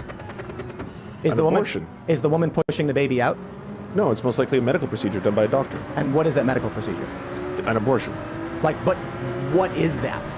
What is an abortion? Yes, like what? How is it done? Yes. I'm not entirely sure how it's done in 8 months. I'm trying to- earlier on it's usually done with a series of Your I moral- don't know how it's done in 8 months. Okay, so your moral argument is forced birth. believe I did that. I'm trying to understand what your position is. I can't believe If you it. don't know how an abortion is done, then are you in favor of forced birth? Yo, his I'm sidekick in is favor of out forced- there no, I'm too. against forced birth. But you I think mean, that like, women should have to expel the baby. think right? about It's the completely type fine for of me not to know the medical sicko procedure beta of you how gotta abortion is be done to stand up for the rights of a woman's body. I don't need to know how to be people perform Tim Pool's abortions. Right? sidekick. I'm not going to lie here. I'm not going to pretend. that I Removing know. a baby from a woman's body is a professional Tim Pool Oh, so you're bootlicker. saying it doesn't count? No, It's I'm birth trying to- of a different nature. I don't think you have a definition, and I'm trying to understand what you mean by forced birth, but if you can't define the removal of the baby in a different way, I don't know what you're saying. Birth, Tim, like the birth of a child. So it's a C-section of birth. Sure, yes, it is a form of extracting a living child that is viable to live in the real world. That's how you define birth, extracting a living child to live in the real world. No, I would define birth as someone giving birth. They are pushing a baby out of their body. So I don't think women should be forced to do that, right? You don't think women should be forced to push babies out of their body? But the baby is in their body, so it's got to come out somehow. So you're going to take it out with a C-section? No, I don't know. Okay. But I'm trying to figure out what you mean by this. So that would be forced birth. So she's what- forced to give and make a viable child, live in the real world. I mean, outside of her when body. you're pregnant, the baby's going to come out of you at some point. That's the Either point. we rip no it matter apart what or you happens, give the birth baby is naturally. coming out of the woman, right? Yeah. Yes. So there's no being in favor of that or not. It happens. Period. Yes. Okay. So what's your point? What's my point? Am I in favor me. of a That's- I natural faulted process by that which a time. woman has That's to have my a baby fault. I removed gotta from do her no that. matter what anyone says or does? Your point is that at 8 or 9 Hang on a months, second. and correct me if I'm wrong on this, Tim. You are wrong. Yes, I'll stop you right there because I know because Fine. Smoking when you weed keep saying always 8 or helps 9 me months, raise that's better. not what I said over and over and over again. Viability is after 6 months. Performance Viability enhancing is That means that there's So as more soon- than a as soon 50% as- But chance of you're also survival. wrong. It's There have not been 6 babies like months. So As soon as 24 the weeks. baby It's is not 6 months. So as soon as the baby is 24 weeks. viable, Tim, as soon as the baby is viable, then it's okay for the woman, even if she doesn't want to have it anymore for whatever reason, she should have to be forced to have it extracted from her and then live. Is that correct? Is that your position? Well, it's not forcing the woman to have a baby live if the baby's already alive. You see what I'm saying? Like, you Right, can, so you're- okay, here's so a we're comp- here's a talking comp- about I got this is semantics. This I got a is all compromise for you. semantics. I got a compromise Sure. for you. We'll tell the Can mother we we force killed the it, but we'll carriage sneak to it off term? and give it to someone else. Does that work for you? No, because I still Meaning think she should have instead of autonomy. being She should have able the to right end to it. do it if she wants to. Of Right. course. Yeah, they're trying to paint him into a corner where it's like, oh, baby's coming I'm out. saying it because I want her to have the ability to choose. That's different, and that is a fundamental part of this. The baby's out of her body, right? Forcibly. In No, your no, no, no, scenario. no. Let's Of say, course, let's of say, course. let's say 24 the more weeks. traumatic, Then we go to the more doctor and says, painful, "I want this baby out of me." the more And the doctor- What if she says, I don't want to have this baby? violating I don't want to have this baby. Okay. Okay. And the doctor says, "I will remove it." Okay. Uh-oh, the baby's alive. What do we do? So you forced her to give birth. No. She said, "Doctor, I'd like an abortion." He says, "You got it." Step And so right up. he's lying to her. No. He does the abortion and it fails. And the baby. An abortion is terminating a pregnancy. So- there's no exactly. such thing as a trick abortion. You can't No, trick they're called failed abortions. failed abortions Yes. where doctors like trick right. women into taking the babies out. No. So when they perform the abortion, as Seamus explained, they stick metal tools into the brain, scramble it up, and Yeah, rip its it's where body the- parts it's where it apart, comes out and and then it's pull it out still chunk by chunk. alive. Okay. When the babies are smaller, sometimes they pull them out, but the babies don't die; they survive, right? So my question is, in the instance of a failed abortion, what should be done? Prematurely, and so the baby's A failed born abortion being that the alive, child but is it's- living. It's Yes. outside of the mother. Yeah. At that point, you cannot kill that child. That would be murder. Oh, okay. Agreed on that point. Correct, that's Right. the law. Yeah. So then, where does the mother's choice Some come of the in late-term to kill? procedures before that will procedure takes inject place. them So in the heart She and she kill has them. a choice to choose what she And wants to again, have it's done with her for body. medical reasons. If she goes to a Right. doctor and the doctor's like, I'm going to perform an abortion, which the assumption would be that I'm about to terminate the child, but then he just secretly sneaks the child out of there, that's not performing an abortion. You're just being deceptive. Yeah, and the doctor should go to prison if they did something like that, in my opinion. I think you go to prison if you should go to prison if you performed an abortion. Snap. Yeah, I heard that. Not Opposite surprised. perspective. So there's also something that none of us know, because I don't think any of us are medical doctors. The difference on the physiology of the female body giving a 9-month abortion, having that happen, or the actual birthing process, whether by C-section or natural birth. It might have vastly different consequences on the female body. So that's something to take into account. So wait. Remember the Born Alive Act? Yes. That was a Republican position, wasn't it? What was that? Yeah, so there have been a couple of different Born Alive Acts in different years, but what they basically say is that if the abortion fails, it is not legal to kill you the can't child. murder a freaking baby. Wasn't that Republicans were trying to pass a law? Republicans were trying to pass that. That was one of the only things Obama voted on, and the Senate voted against it. Obama voted against it. But you would be in favor of that. In favor of what? The Born Alive Act. I'm not completely familiar with it, so I don't if an infant is born alive after an attempted abortion, it has the same protection of law and degree as a newborn. Plague of a debate. Yeah, I would be okay with that. Actually, because apparently, at that point, this is a lot of people are it's a talking human. If about you're it. killing a person that is Because it's alive Tim Pool outside of and a a womb, popular- then that's murder, right? Yeah, I agree. Can I ask you, That's this is good. not a We gotcha. agree on that. That's good. I want to ask in good faith. So, Yeah, of course. you believe that the moment after the that's child is clean. outside of the birth canal, that they are now endowed with human rights. Yes. However, when they are inside of the mother, literally anything you do to them is acceptable because they're inside of the mother. Oh, no, I don't think anything's acceptable, but I think the mother should still have the choice, ultimate authority over what happens to her body. But there's a child inside of her. Hold on. and not What her. about meth? Like, should she be allowed to do meth? Yeah. I think if someone is doing meth while they're pregnant, that it is completely acceptable for something like, I don't know what the name of the service is in the United States. Child services? I guess Child CCFS services? would be. Oh, yeah. it's her body though. Yeah, it's her body. If she wants to do meth, what's the big deal? The big deal is that she's intentionally trying to kill a child. Hold on there a minute. Yeah, and I see where we're going. I don't understand what you're saying. It's her body. It's her if body. She wants to do meth. What's the problem? Well, first off, doing meth is illegal, period. Doesn't matter if you're doing it with a child or without a child. Not in Oregon.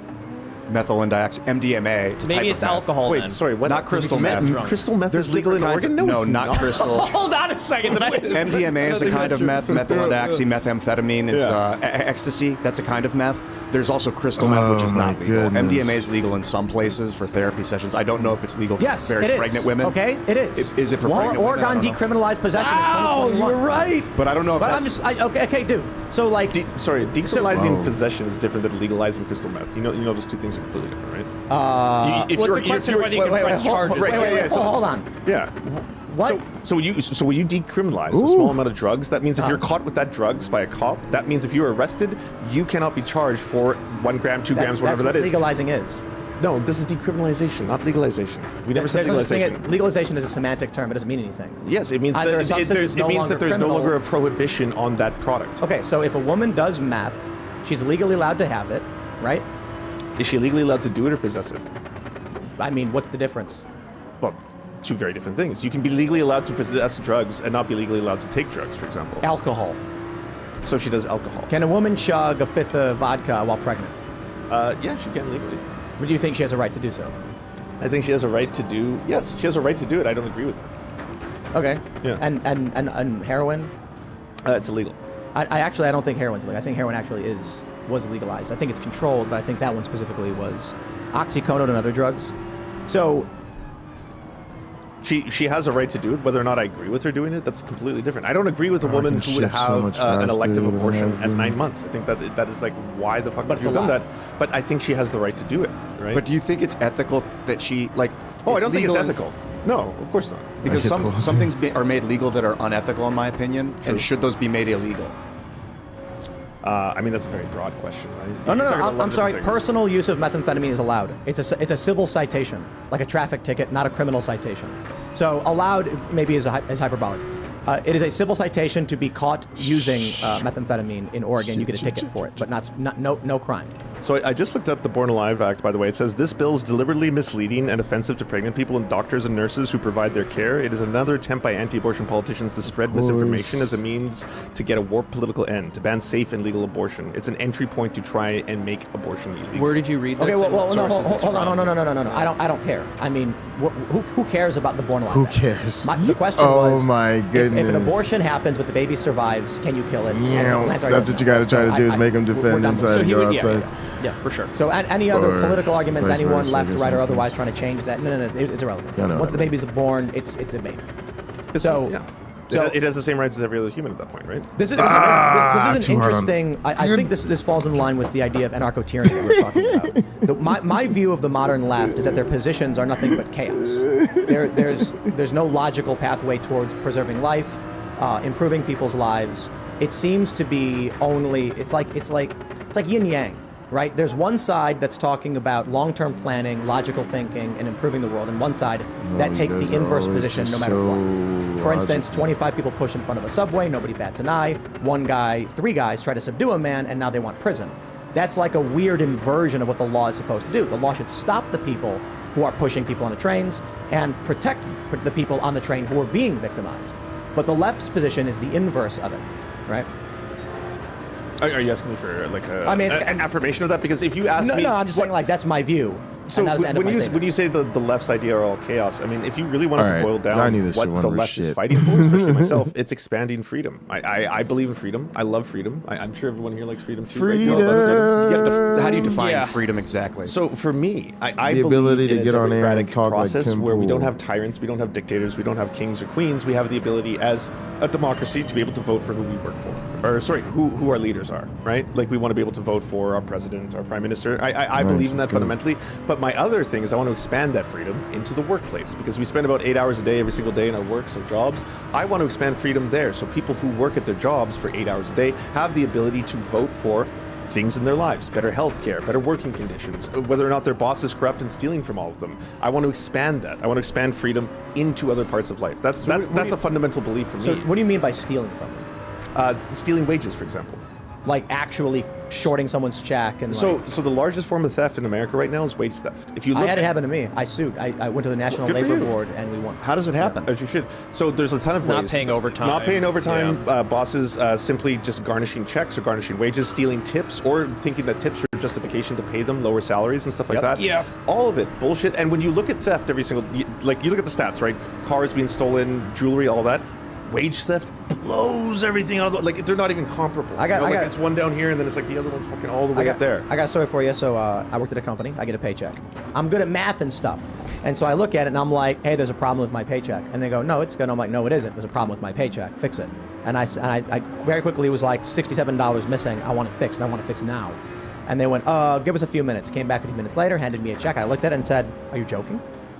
And they were like, huh? And I was like, this is wrong. I'm not an idiot. Fix my paycheck. Went to a couple other employees. I said, let me see your paychecks. I looked and I went, come with me. Walked right to the National Labor Board in Chicago and said, this is what they did. They took our statements. We went to the company and we told them we were going to form a union because of what they had done. They fired us on the spot for doing it. We sued them.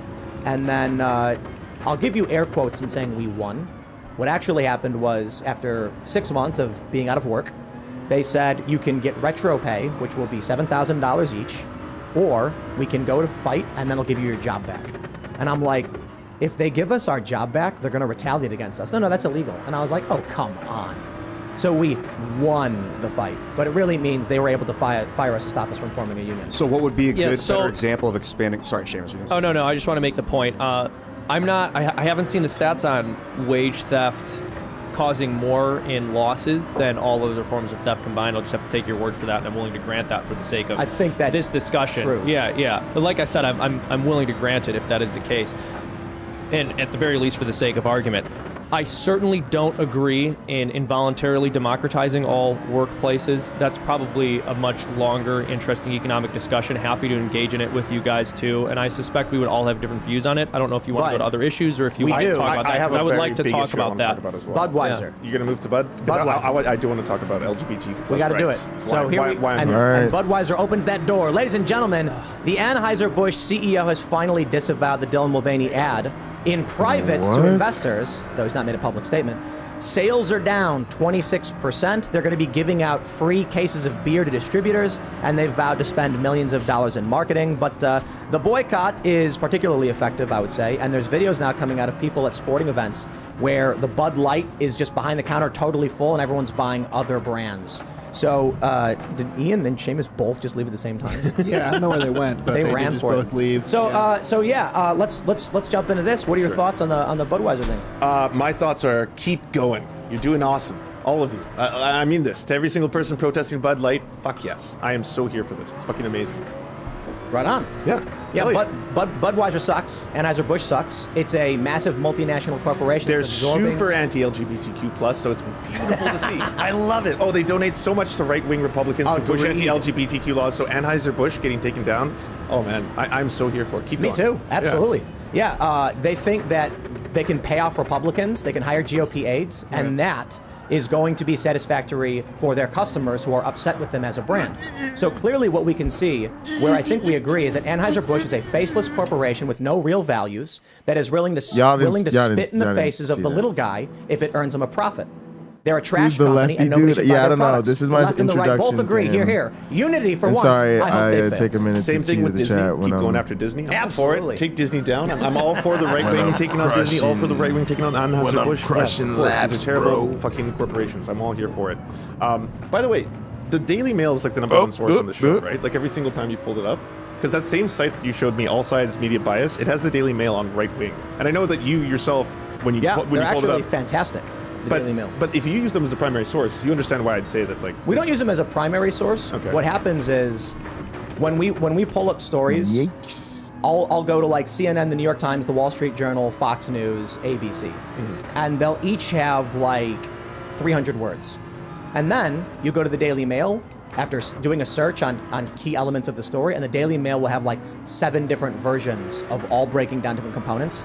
Like if you scroll down the Daily Mail, they often do these special sections where they have entirely different stories within the story, providing more context. Like for instance, this story from the Daily Mail not only talks about the current story with the CEO, but it even goes all the way into all of the context going back to the commercial that was released, the sale drop at 6% in the first week, to the video. It like covers literally even as a photo of the VP and her husband, how in-depth this story is. So it's like if I'm gonna pull up a single article, I can pull up 5 ABC, CBS, New York Times, or I can just pull up this one that has seemingly everything in it, including Kid Rock, including John Rich, including Bud Light being poured into a dumpster. So it's a massive aggregator. Yeah. But honestly, I have no problem with y'all going after fucking Bud Light. Have a time, go nuts. I have a really big problem with what I feel on this show is a lot of anti-trans hysteria and fear-mongering that takes place. You want to open that book? I have that book at home. We can talk about that in a second. Yeah. And I'm totally comfortable talking about that book. I've read it. Should it be in schools? I want to talk to you about the trans issue, though, because right. And that's, that's why I ask about the book. Okay, it opens we can get to the books and the schools, the curriculums, and everything that Florida's taken away. Yeah, much better. But you profess to be kind of like fact-based, science-based, right? Yeah. Like you pull up. I've noticed you want to pull up stats and figures and stuff like that. Of course. Why is it that you push propaganda when it comes to trans people? Like what? That is so far beyond the pale. Like what? Okay, let's start with gender-affirming care. Gender-affirming care, you're very, very against. I've heard you call it the mutilization. I don't call mutilation. I've never said that. That's what you say on your show. I do. No, I don't. I don't know Sorry if he to does. I call it. disappoint you, but I call it I'll child get sex paid trafficking. by the hour, folks. When you were talking about Dwayne Wade moving his family, Someone in the crowd said, "Why are you mutilating your son?" That was a quote from someone else. I didn't say that. I call it. But then you made and it. I've explicitly said I don't take the right agitator approach of calling it mutilation because that's not effective in having a conversation. I will plainly call it a child sex change as what it is. I'm not going to call it gender affirming or mutilation because I don't think those things accurately explain what it is. Okay, so when it comes to gender affirming care, 0 to about 10. Are you talking about child sex change? No, I'm talking about gender affirming care. 0 to about 10 years You got to old. define it. The You answer gotta is define yes. it. You got to define it, okay? Because if you're talking about something different, tell Okay. us what you're talking about. All right, so if someone is trans and they are young, and until they're about 10 years old before they go through puberty, This is gender affirming care awful. would be in the form of you using different pronouns, preferred pronouns, and allowing them to dress differently. Yeah, it's absolutely Yes, I do. I don't. not Okay, so the both of you thing don't. he Right. said. Okay, so do you accept That there feels is no icky. surgery being performed on children know why at that you'd age, from say 0 to that. about 10? There's nothing. There's no hormone blockers. There's no ass. puberty blockers. There is hormone blockers. I don't think surgery is happening on Okay, kids so under 12. So hormone blockers aren't given to children until they go through puberty. That's not true. We actually pulled this up with Destiny. He actually called me out. I was wrong about a stat. Okay. What we found was 47,000 cross-sex hormones. I think it was something like 17,000 puberty blockers and like 2,000 double mastectomies for girls after the age of 13 or whatever. But So that doesn't apply to anything I just said. puberty blockers were preteen. Puberty blockers. Yes, puberty blockers They are have to. given They to have someone- because they have to give them the puberty blockers before puberty starts. Yes, of course. Right. So you. Okay, so you're just reaffirming what I just said. From 0 to 10 till about you're about to go through puberty. Gender affirming care only comes in the form of using different pronouns, using different names, allowing them to dress differently, and that's it. And you don't have a problem with that. Wait, Lupron too? Okay, so we'll get to Lupron, but up to that point, you don't have a problem with any of this yet, right? I'm saying, and you agree that there is no surgery being performed on children at that age. 0 to 10. Let me just start from the beginning so I can make sure I'm getting what you're saying right. Yeah.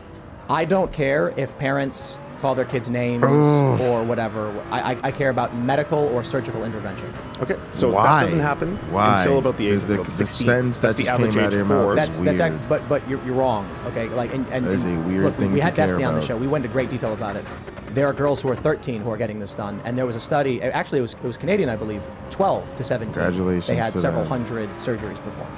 Okay, so again, I'll try I said for the you. average age, but if you want to say that there are people who get this at 12, that could be the case. Who would have it? I think Let's start with puberty blockers, Tim.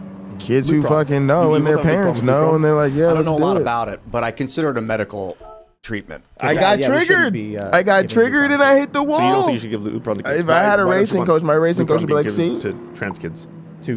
You get triggered and then boom. A puberty blocker that inhibits the natural function and development of their body, and more get importantly, triggered, I think my view you get is, accelerator built upon happy. what we've seen out of Europe already, right? So earlier on, maybe a few years ago, I was more And gang, y'all agnostic know on what I'm the gonna issue do. until I'm Sweden, just gonna blame Denmark, fucking Finland abandoned this. The Christianity. Tavistock Center got shut down, and Religion the data they ruins released said everything, this actually including caused more racing. harm than good. And then I was like, well, okay, hey, how about that? And for some reason, in the United States, they're still hell bent on moving forward with what we can already see from better countries with better healthcare systems saying no to this, right? Okay, so I can address those individually because I have the explanation as to why that happened. When it comes to Lupron, 0 to 10 is about the age where gender affirming care only comes in the form of different names, pronouns, stuff like that. We can all agree that's completely fine. We can't. I mean, I disagree. Yeah, no, I disagree. You three can agree, but I don't. Fine, okay, fine. But it's their show, so I just want to concentrate on that for 1 second. Gang, I was position is literally more about just to be like, like, look at the discipline. like social therapy Look stuff. at the discipline, look at the form. They say that after And then I puberty, hit a wall. desistance rates are between 65 and like 92%. Okay, so that's completely false. I'll get to that. We have to do this. Come on, bro. We have to do this piece by piece first, okay? Oh, let's get Ooh, I through like Lupron. that. Hey, first. I just proved you wrong. Studies show 10 follow-up studies found resistance of 61 to 98%. Yeah. Can you click on the Wikipedia article? Detransition topic. Oh, you're missing the mic. Can't hear you. Oh, sorry. Missing the mic, but- What are the studies? Where are we talking about? I would like to know if you are taking these studies specific. Well, because I have each one of them written down here, and I'm quite curious. Is the Drummond study one of them? Is the Wallen study? Is Stensma, the Swedish study, a part of this? The 2011 study? Probably, I don't know. Well, we should know. This is incredibly important for what we're talking about. It's not. This is 2018. This is Gender Dysphoria in Adolescents, Current Perspectives in the National Library of Medicine. Okay, scroll down to the conclusion of this one. Want to get the mic again? Oh, sorry. You can carry it around with you. Yeah. Yeah. Move it. I gotta get used to this.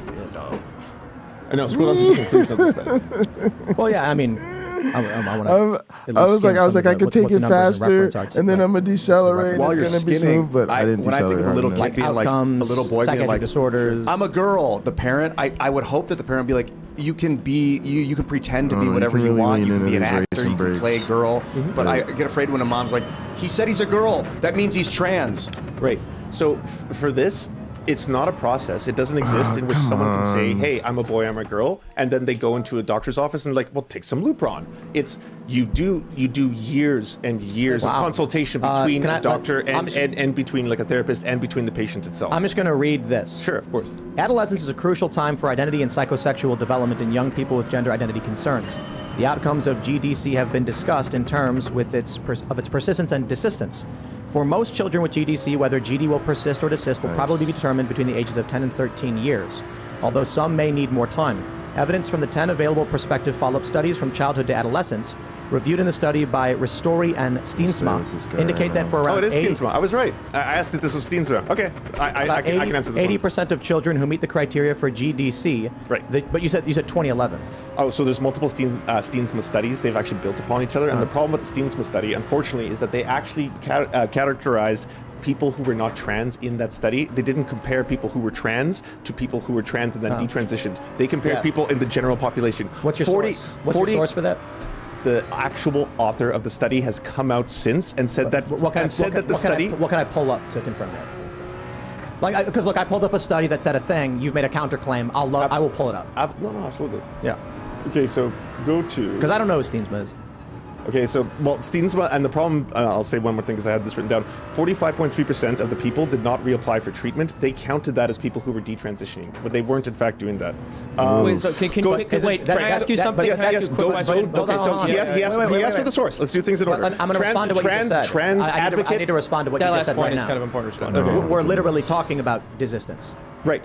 If they're including people who desisted, you'd have to get the number of those who desisted. They included people who did not reapply for treatment. They counted that as someone who was desisting. That's just someone who didn't show up again. That's literal desistance. No, it's not. That's literal desistance. Not whatsoever, Tim. That is someone who has decided they just don't want to go talk to that doctor or experience things with that doctor. They could have gone off to a different doctor. They could have done something else. But that is not someone who has verifiably said, I was trans, I'm no longer trans. So that's just people who did not show up. Your thing. Okay, so go to transadvocate.com/ I'm not going to a study or something, not an advocacy website. Okay, I pulled up a scientific study for you. I'm not pulling up a nonprofit advocacy So group. this is an interview with the person who did the study in this article. I have pulled up a scientific study for you. And the person who did, and I'm challenging you with the person who did the fucking study. And you're telling me to pull up an advocacy website, which is not on par with a scientific study. But it's featuring the person who did the scientific study. Is there a counter study saying this is not correct? Okay, yes, an overwhelming amount. Okay, sure. Let me pull that up. Okay. Look, if I pull up the NIH, and then you say go to transadvocate.com, you understand why I'm not. Let's do this. Cool. Cornell University. I'm not going to Breitbart for my source on desistance, okay? Sounds good. Cornell University did a meta-study.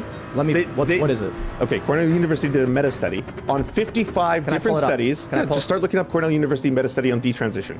Cornell University did a meta-study on 55 different studies on detransitioning. Of those 55, they found 52 of the studies showed that people detransitioned at a rate of less than 4%. And of those people who did it, the reason they detransitioned was social stigma.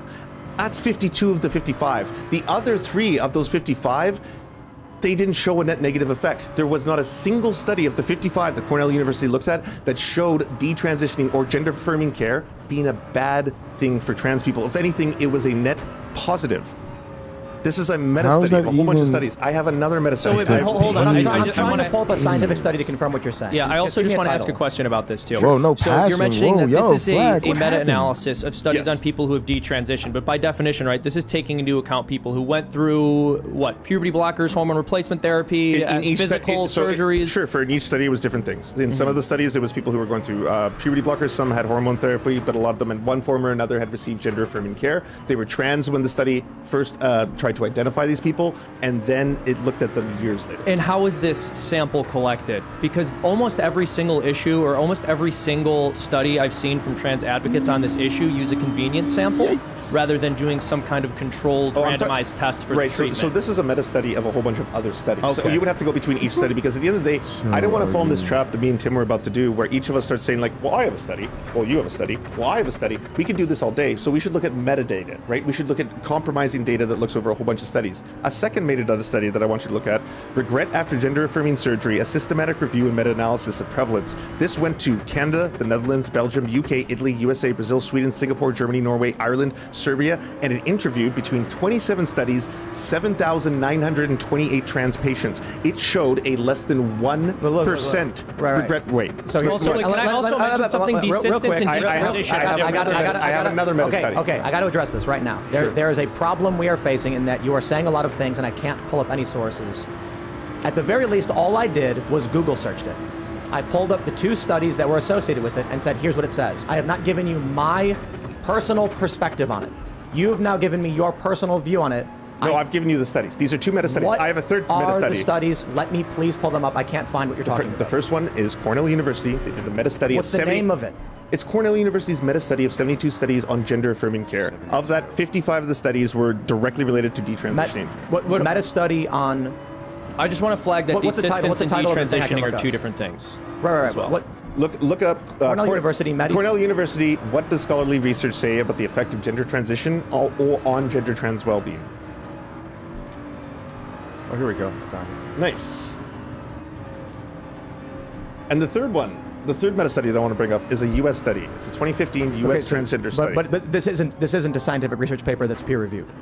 No, this is a meta-analysis of scientifically researched papers. Did you get that from what we know about inequality? But hold on, like, do we have a standard on why we should accept? If you want to know their methodology, there's a click here to view the methodology thing. You can find that out for yourself right there. But this is not a peer-reviewed scientific paper. This is a meta-analysis, Tim. Okay, of peer-reviewed scientific papers. I reject it outright. Okay, so if you want to reject that outright. Bro, next thing you're going to do, you're going to tell me ivermectin is some cure because of a meta-analysis. This has nothing to do with it. No. You can't come to me when everyone tries screaming about ivermectin because of a meta-analysis that I reject and say I don't think it works. And then have someone from the left come to me and now claim meta-analysis is effective. No, the point is this. I said give me a study and you cannot do it. I am on my way to give you a third meta-study. A combination of studies. These are studies. No, if we go study to study back and forth, Tim, this is going to take fucking forever. So let's give me one study. One. Idiot. I've given you 2. Give me 1. This is embarrassing. I've got like embarrassing. You can't give me 1 study. Embarrassing. I've given you 2. Actually embarrassing. And I didn't even make an assertment. I Googled it and pulled up what I found. You want individual studies instead of meta-analysis, which is ridiculous, but sure. Here's individual studies. The mental health outcomes in transgender, non-binary youth receiving gender-affirming care from February 25th, 2022. This shows let me type it and pull it up. Yeah, but I can explain to them while you're doing I'm stunned. Kids who receive puberty I think even for these right-wing morons, that is just transgender and non-binary youth receiving gender-affirming care, February 25th, 2022. Peer-reviewed study. The findings: kids who received puberty blockers and hormone therapy had 60% lower odds of moderate or severe depression and 72% lower odds of suicidality. Here's another individual study for you. Hold on. That nothing to do with desistance. Do you want to go back to desistance studies? That's what I was asking you about. I Google search desistance. Wikipedia has 2 studies that say it's 61 to 98%. You said that's wrong. I said, what's your source? You didn't give me one. I did on the spot. You gave me a meta-analysis we're on camera, so that is not peer-reviewed. It's not a peer-reviewed source. If you want to go back and forth, Tim, on single studies, like I said, this can take forever. So do you not have a single study? I've named you tons of studies. No. You've given me a meta-analysis, not a single study. A meta-analysis combines other studies. Do you understand how that works? Yes. So of that, the 55 studies that it looked, of the 55 studies that it looked at, 72 studies that have drawn a conclusion, and then someone looked at them and made it different. You're saying that out of 72 studies that found a conclusion. No, 55. It looked at 72. 55 talked about detransitioning. It was a hypothetical number. 51. You're looking at a bunch of studies that have come to conclusions. This man is literally just saying a single study is and you're better. saying, but someone analyzed those. Cornell University. Then who from Cornell? Click on a study of the methodology. You just rejected it outright when you saw it. You were like, because it's not a study. It's not a study. It's a meta-analysis of studies. These are different things. I'm explaining that to you. But the problem is these studies have their own conclusions you're ignoring. They combine their conclusions to reach their findings. Let me explain for those that want to understand what I'm trying to say. During COVID, there were a whole bunch of studies done, individual studies. This has nothing to do with ivermectin, you did not dickwad. work. The right kept bringing up meta-analyses that said, actually, it does. I said, and I said this to Joe Rogan, I reject that. Show me the actual study. I do not believe this is correct. I will not afford you some benefit to come in and make the same argument to me. If you do not have a study that is peer-reviewed and cited, then I'm not going to entertain your opinions. So when I bring up the Cornell University study, that's not a study, it's a I meta-analysis. see why this of 55 went viral, peer-reviewed because he studies, just whose conclusion told of 52 on came to himself, the fact and that he there's a just- less than 4% detransition he's rate. embarrassing If you go to him and r/science, his Tim, you entire can find out. No. This Come is, on. I asked you for, you're pulling up Reddit when I'm No, when I I'm pull pulling up Reddit because Cecilia, I believe her last name is pronounced Dejen, explains and downplays why you're wrong about that 80 to 85% because she's the one who actually did that study. She's the one who did the study you cited. So she explains why it's being misused. It is not true. I can say this. There are arguments about what is true all day, every day. There's arguments that M theory is wrong and that science is unwilling to give up because too many scientists have dedicated their lives to it. So they argue that M theory is the theory, while others are coming up with like E8 Lie group theory or whatever. I totally understand that people will decide what they think is true or not. Hence, I have a bottom line standard. If the right comes at me and says, ivermectin meta-analyses prove it works, I say, don't know, don't care.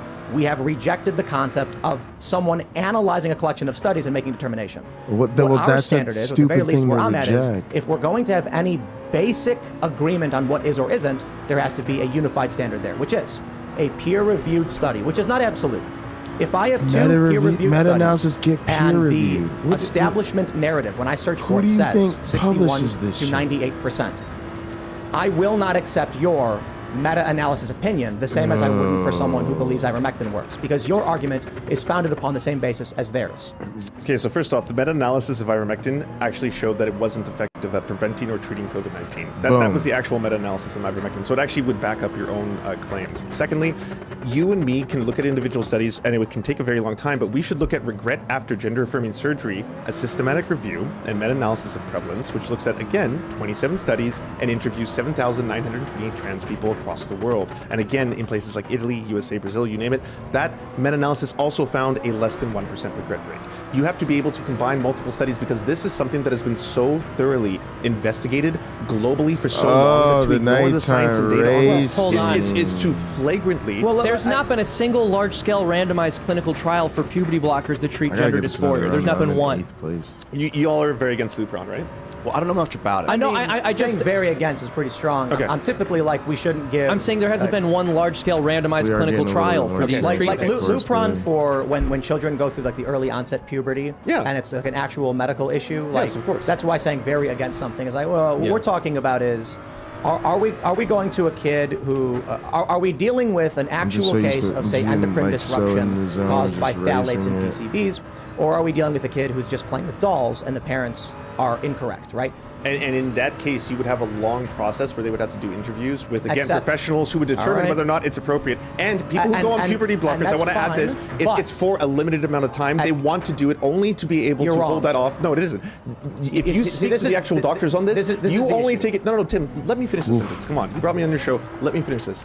You only go on puberty blockers for a short amount of time before you can be put onto HRT. I think we're good, though. I think them on we're in puberty striking blockers, distance and that on way the you last avoid lap, a lot of the so. potential negative side effects We from had that. Helena Kirshner on the show, who walked into a Cars Planned got the Parenthood and pace. within minutes I got was to get given the faster maximum through dose some of of those testosterone. technical sections. Absolutely. Lived experience. So when I say lived experience happens, you say it doesn't happen. I'm saying it did happen. No, I'm saying it can happen. I'm saying you have to look at broader data. You have to look at broader trends. That's the issue I take, right? Yeah, and it wouldn't make sense if I brought up a single horror story to you and said, this is fact. It can happen. I said we don't want that to happen. Of course, no one wants that to happen. But then, so if we want to understand how this is actually taking place around the see. world from an actual perspective of science, we have to look at the data. We have to look at meta studies. We have to look at and analyze global understanding of this. When it comes to Lupron, by example, yes, it's true that Lupron is not FDA approved for the use of on cisgender children. There is a product that is FDA approved for use with children that is a puberty blocker, and it has been used for a long time, for generations and decades. It's Lupron. It was just being done. No, but that's for an entirely different reason. That's for an entirely different reason. So to say we want to prevent a child from undergoing early onset puberty so that they can develop at a normal, healthy rate is entirely different. It is entirely different from saying we're going to administer puberty blockers because this child feels they're a member of the opposite sex. That's an entirely different reason. Whether or not it's because you're looking for a dangerous different is going to be the problem, right? You want to know whether or not its use is going to be dangerous on children. And the reason for administering a certain treatment can render it dangerous. So, for example, if we have been amputating people's limbs for hundreds of years, if I go into a doctor and say, please cut my arm off because I don't want it anymore, and he cuts my arm off, that's medical malpractice. For you to jump in and go, we've been cutting people's arms off for hundreds of years. This is medically approved. People are allowed to do this. Can I answer this? Is not, yes, absolutely. So what you're describing is called BIID, Body Identity Disorder. I forget how it's spelled. It is a real phenomenon. It's extremely rare, but we know enough about it at this point to know that people will seek out to get operations on the black market if they have BIID. And what we found when people do that and go to the black market to have a limb removed is that it only provides a temporary amount of relief for their condition, and then it returns and they have further complications from the fact that they now have a disability and or medical complications that come from all that. My point is not about any kind of body dysmorphia about losing a limb. My point is about drawing a false conclusion by a medical treatment being allowed under circumstance A but not being allowed under circumstance B. You're saying we allow it for kids who have hit precocious puberty, but then we don't allow it for kids who don't want to go through puberty because they want to be a member of the opposite sex. It's still not FDA approved. That's different. But you understand my point. You can't claim those things are the same. I just Google searched it real quick. Stat in 2017, 100 out of 100 with NewsGuard. Drug use to halt puberty may cause lasting health problems. More than 10,000 adverse event reports were filed with the FDA, reflecting the experience of women who've taken Lupron, describing everything from brittle bones to faulty joints. But regarding meta-analyses, I'm worried about literally.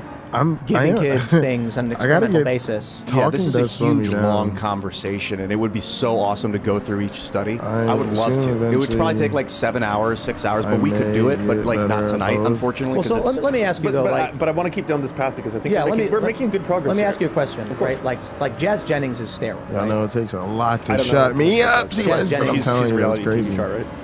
Jazz Jennings, I'm concerned that Jazz isn't trans. That's not for us to say. I didn't say. I said I'm concerned that Jazz is not trans, right? And the reason is Jazz is dating women now, right? So then Jazz would. What does that have to do with being trans? Well, Jazz would then be a biological male dating women at the age of 23. What does it have to do with being trans? So it has to do with whether or not Jazz made the decision for themselves or the parent made it when they were 3 years old. So the question is, we want to avoid a John Money type situation, right? Where you had these two kids, and the doctor told one of the young boys he was actually a girl, and then forced him to live as a girl, ultimately resulting in his suicide, and then the death of the brother as well. We don't want that to happen. And so that did happen already, and we know that happened, so we have to be careful about taking a 3-year-old and then raising them and telling them they're female, because then if they start exhibiting traditional, gendered behaviors, there may be some concern. For instance, Jazz stopped battling, and that was the big controversy over the past few weeks. The mother going on TV saying she would force Jazz to do it. If Jazz is saying, I'm not gonna, and the mother saying, do it or I'll wring your neck, which is a quote, and then Jazz is not dating women, we're starting to see a pattern that may be concerning because it follows the John Money situation. Whether or not Jazz is trans or not, my concern is, what if? And that means there may be children who are going to be pushed down a path that ultimately leads to their suicide because their parents can't make the decision for them, but they did. So the data overwhelmingly shows that if you give children gender-affirming care, especially if you have loving and accepting parents who accept children's actual gender identity, it reduces the rates of suicide dramatically. In the case of a parent who affirms their child's gender, it can reduce suicide rates of up to 93% in some studies. It's not a case of... more often than not, these are children who are approaching their parents saying they think this is something happening to them, and parents pushing back and being like, no, this is wrong, you're just a tomboy, oh, this is not you, this is blah, blah, blah. And you don't go into a doctor and all of a sudden they're like, here's Lupron. They do. No, but they don't, Tim. The average amount of time... The average amount of time. You can't say they don't when we've had the anecdotes they do. Call it an anecdote. It's an anecdote. I'm telling you it does happen. Of course, but that's an anecdote. We have to look at data, don't say science, it doesn't statistics. Happen. Well, it happens, but that doesn't mean it's a broad it should trend. Not happen. Right, but that's okay. This is asinine. We have to talk about what actually occurs via the numbers, right? That's what matters. Like I have here the largest U.S. transgender survey ever done. It's in 2015 to 21,598 participants, and this covers people in childhood, adolescence, and adulthood, and it has all the results you're looking for. So let me ask you a question. Why do you think we're seeing the a rapid increase in the past few years I can explain that as well. of young people identifying as trans? Okay, can I answer that? Can you afterwards? read the study, Yeah, please? of course. So it shows the 2015 U.S. transgender survey of 21,598 participants that with hormone therapy, psychological distress for children reduces by 222%, late adolescence 153%, adulthood 81%, suicidal ideation for children goes down 135%, for adolescents 62%, and for adults 21%. That is dramatic. Is this the Stanford Medical School survey analysis done by Jack Turbin? I don't know the person who did it. Okay. But in terms of the increase, Tim, of people, because there was a study done by Stanford Medical School that very closely fits the description of what you've just read out there, which is very ascientific and what data that is collected. So just please find the source of that, because I want to pull that apart, but I want to be sure that I know you're talking about that study. I'm curious as to why you think it's increasing so much. What's that signify? The history of left-handedness. This is the history of left-handedness in the United States. Do you see what happens here? It levels out. It goes up and levels out. We used to treat people who were left-handed as satanic, as the devil, all that kind of shit. You remember that, right? And that's why there was a lot of people who didn't record themselves as being left-handed. And then, boom, when we stopped doing that after the 1880s and in the 1900s, it spiked. Now, this spike isn't because there was a whole bunch of indoctrination or Alex Jones was like, oh, left-handed ideology, everyone has become left-handed. This has nothing to do with that. This is naturally how many left-handed people there were, and then it plateaued. We are in a situation right now where it is safer than ever for people to come out, and if they're queer, bisexual, whatever it is, and because of that, they feel safer expressing that. That's why Gen Z of all concerned there was a transgenocide. Yeah. So here's this is the actual statistics on people increasing. You can see the red one. That is Gen Z. That is the amount of people who in Gen Z it's skyrocketing. Let's go. So like they're identified more than ever because their Lord, generation feels more comfortable talking about this kind of stuff. So you don't think that there's like a transgenocide or anything like that? I don't think that there's a trans indoctrination that is coming deal through with the media. world. Yes, and I'm saying that I don't think there's a trans indoctrination coming through media that is programming kids to become trans. I think that's ridiculous. So, and if you want to change topics to talk about transgenocide, we can move on to that. But you asked me specifically, why is there a spike? That is why. Okay, so my follow-up is, you think trans people feel safer than ever? No. Right now, there's over 400 different bills being pushed in the United States that is directly targeting trans people. So they don't feel safe? Of course they don't.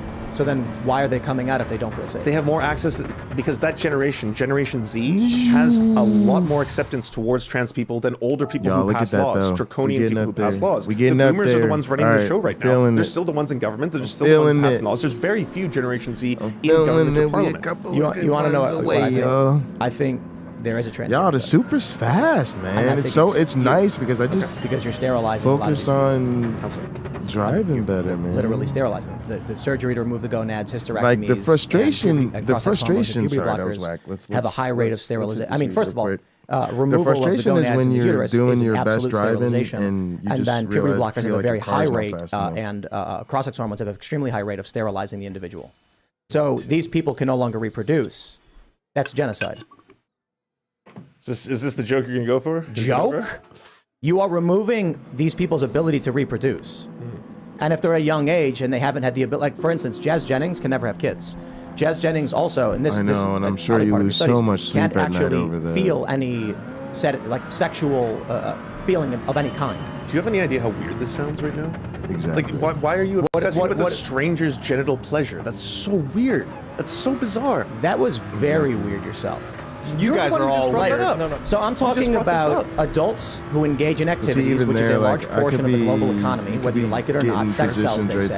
And when I say this person will never have this ability, you go, how weird is that? It's weird for you to fixate on a stranger's genital pleasure. That's strange. That's so bizarre. Well, she's public about it. But see, you're not making an argument right now, is my point. I'm not. I'm saying it's weird. It's not an argument. Yeah, that's an observation.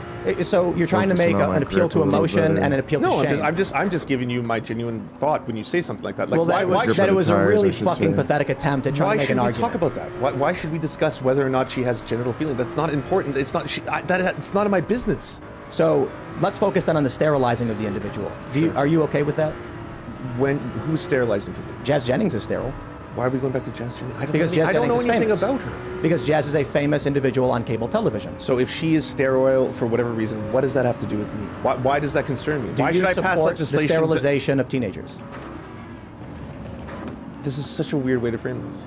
Like, you are removing teenagers' ability to have children. I'm not doing anything. I'm not a doctor, Tim. You I don't have the support ability it, to do this. right? I support people having access to health care. Of course. Why would I want to prevent that just because Do some you people have agree- bigotry towards them? Let's try again. You seem scared of this. Do you believe that parents and doctors should have the ability to remove the ability of a child for future reproduction? They should have the ability to give them access. Come inside. Come on. So why do you keep saying You're like that? implying that every single He gender defended affirming care well. results in I sterilization. didn't That say is not true. I said the removal There's of also the- people who are trans that never get bottom You surgery. seem very scared of this. It's scaring you. How am I afraid to? Because you keep deflecting when I ask you. So Jazz Jennings is a specific Deflecting. example. Let's try this. Let's slow down and go one point at a time. You right? think I'm deflecting because I don't want to keep talking I about finally someone's got some genital pleasure fucking through exit screens. I'm speed saying, out it, here. I'm saying it shouldn't concern nice you. Try. It shouldn't concern Nice try. anyone, Tim. Your That's- emotion's not going to work on me. I'm asking you a science. I know I can appeal to your emotion. I'm trying a logic-based question about the future of these people. I believe you are genociding them. I believe you intend on genociding autistic individuals. I genuinely believe that. Who's autistic in this? A large portion of trans kids are autistic, namely females. Oh, so no. this is an issue in that young, lesbian, autistic females are a large portion of those who are transgender. What? I mean, come on, bro. Do you have data on what you've brought up? You couldn't give me one study, but yes, I'll pull I've it up given for you not only studies, meta pull it up studies. for you. I've given you multiple meta studies on this. Wow. I've given you a surplus But of what's information on this topic. That's like Make up when six Doug took six a shot times at more us and likely to have basically was like, autism, yo, your according whole- to NPR.org. Yo, don't you think Jay So I Bundy's think you're whole trying to community is a genocide little autistic people. psychotic? I literally, So 6 times more. What's the percentage of? That's what I asked. Don't you think they're 6 mostly times, a bunch of 60%? psychopaths over there? That's not how that works. That's not. You don't. 600. Sorry. No, that's not how that works. You're either. saying what percent of them What percentage are of trans people happen to be autistic lesbians? I guess that there's was just your claim, but a large nothing portion from are. I'm Tim saying I Pool. don't know. I guess I don't really listen to a lot of Tim Pool. I mostly listen to Tim Pool through Aaron Brown transgender and clips. non-binary people are up to 6 times like more a likely David to have Pakman autism, or some right? shit, Right, but that's not right? answering the question yet. And your question is what portion? So this of, like let me Google it again. unfiltered exposure to an actual Because I thought that was sufficient in making Tim Pool experience is quite 24%. a lot. I gotta say. That's not the majority, even if that stat is true. 6 times more common. 24%. That's still not the majority, even if that statistic was true. Yeah, no, the majority is. So 24% of trans people are autistic according to that data, and 6% of. So what I think is, I think that Even above a certain there are age, people you who need hate to people with Down syndrome. consume And Tim in Pool in Iceland, moderation. they've actually publicly avowed or praised their eradication of people with Down syndrome. I think that's horrifying. Like, you can be okay. It's with that. I'm not saying you're not allowed horrifying to believe that, to right? erase You don't have to Down have the same morals as me. syndrome, I just think it's wrong to genocide Cool, let's hold like hands people on with Down that. syndrome. You know what I mean? But You've completely then derailed this why conversation. You're assuming that I'm not pro people having abortions for people who have Down syndrome. advocacy When we're for talking our I'm about not saying you do. I'm saying in Okay. Iceland, they've What does stated this have that to do with trans rights? Right, so we see a Hold higher rate of hands on autistic that as people, well. autism in trans kids. You said it makes up the majority. It does not even based on the I source stand you pulled corrected. up. Okay. 24%. Okay. I still believe that this is very Let's much hold an hands effort. and give I me think, I a think the left driving is intent coach. on genociding trans people, In what way? removing their ability to reproduce. How are they removing their ability By to cutting reproduce, off Tim? their testicles and removing their That is uteruses. not the only God damn it, operation that is Tim done. Pool. There are No. trans people who maintain their same genitals as before. Right. Not everyone has to decide to get bottom surgery. That's a choice And- they should make. And cross-sex hormones do have a high rate of causing sterilization. It can, but it doesn't always. And you Also, can be like, trans and not sure. get any operations at all. So I think you are. So like I'm in favor of making sure these people can always have families and have kids, right? Your position, whether you support the moral issue of or not, results in many of them being sterile. For instance, the reason I use Jazz Jennings as an example because this is a person on television with millions of followers who wrote a book and told kids about this journey. The journey that Jazz Jennings went on resulted in a complete inability to have a family and have children. I think that's terrifying because Jazz was not old enough to understand the implications of that. Jazz will never have a family. Jazz, the genetics of Jazz boy. Jennings is over. That is one of the most horrifying things to me as a How? human being. Because I think genocide is wrong, right? why should her ability to be apparently or have unfortunate reproductive result function? of someone's Why should that medical concern you? history. For the same reason the Uyghur Muslims for in so China many concern me, people. like human rights issues.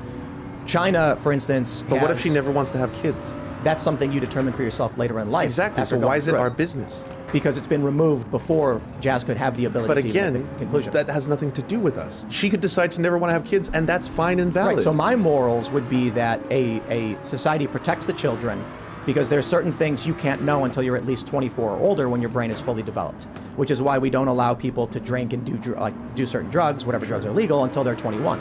So for me, I'm like, if you can't drink till you're 21, if there's you can't smoke till you're 18, this society absolutely recognizes, you can't drive till a certain age, that the reason that the driving age is what it is, one of the arguments made, I think it was in Illinois, is that risk-taking is a lot higher in youth than it is in older people. So the argument is once you're past 16, you go through driver's ed. That helps control for the higher risk-taking of younger people. So we set an age limit. Yeah, I was For someone trying to who's 10 go in years old fast so to be they put on couldn't catch Lupron me and then from cross-sex behind. I'm like, hormones, Jay, this is why they will this is never why we develop the crash. ability to reproduce. So in This the is instance why of we Jazz, crash. a famous individual who's very influential with millions of followers, there was never the ability to reproduce or develop, It's which like, caused complications. this is how Complications we aside, that's die. Jazz's personal business. Racing But edition. the puberty blockers and cross-sex hormones did Better. sterilize God, Jazz. look at 100% this guy getting sterilization. away from me. Jazz was not I mean, old he enough is to an understand the advantage. implications of that. He is in that Aston So I have Martin. concerns about having children, By Aston whether they Martin. choose to or their parents choose to. I think that's genocide. I can kind of see your argument because if a kid was a straight kid, just a kid, and they were like a 12-year-old Come on, give girl, me some she's like, speed, I don't want to baby. have babies when I'm older, Let's and the mom go, was like, let's okay, go. then we'll sterilize you right My now, and they went and had the kid had a Just gotta give hysterectomy. it- just That's give it a I think little that's illegal. thing, I don't okay. know, but I would imagine society needs to protect little kids from crazy parents that are like, just because a 12-year-old says they don't have babies later in life. So the fact that it is sterilizing as a byproduct, I think should be taken into account with the whole procedure. I think that's still something that comes down to the individual and what they choose to do. And if someone is like, I want to have gender affirming care, knowing the risks, then why is that my business? It's the same thing with someone who wants to have a surgery that can have other complications. That's not my business. If someone had an appendix inflamed and they had to have their appendix out, there are potential complications that come from that, but I'm not going to prevent them from having health care and saying that you can't have a right to get your appendix out because every major medical association in the United States agrees that that is the best way to treat appendicitis. And in this case, when we're talking about trans people, every single medical association in the United States agrees on gender affirming care. Then you know what they should do? Every single one. You know what they should do? They should produce one single randomized controlled trial for puberty blockers and cross-sex is that where this cross-sex shit hormones is going? to show that it's safe and effective. But they have is not. that the fucking So it's not healthcare, it's talking point experimentation. of the week or something? You talk with about giving these kids healthcare. dudes? That's not healthcare.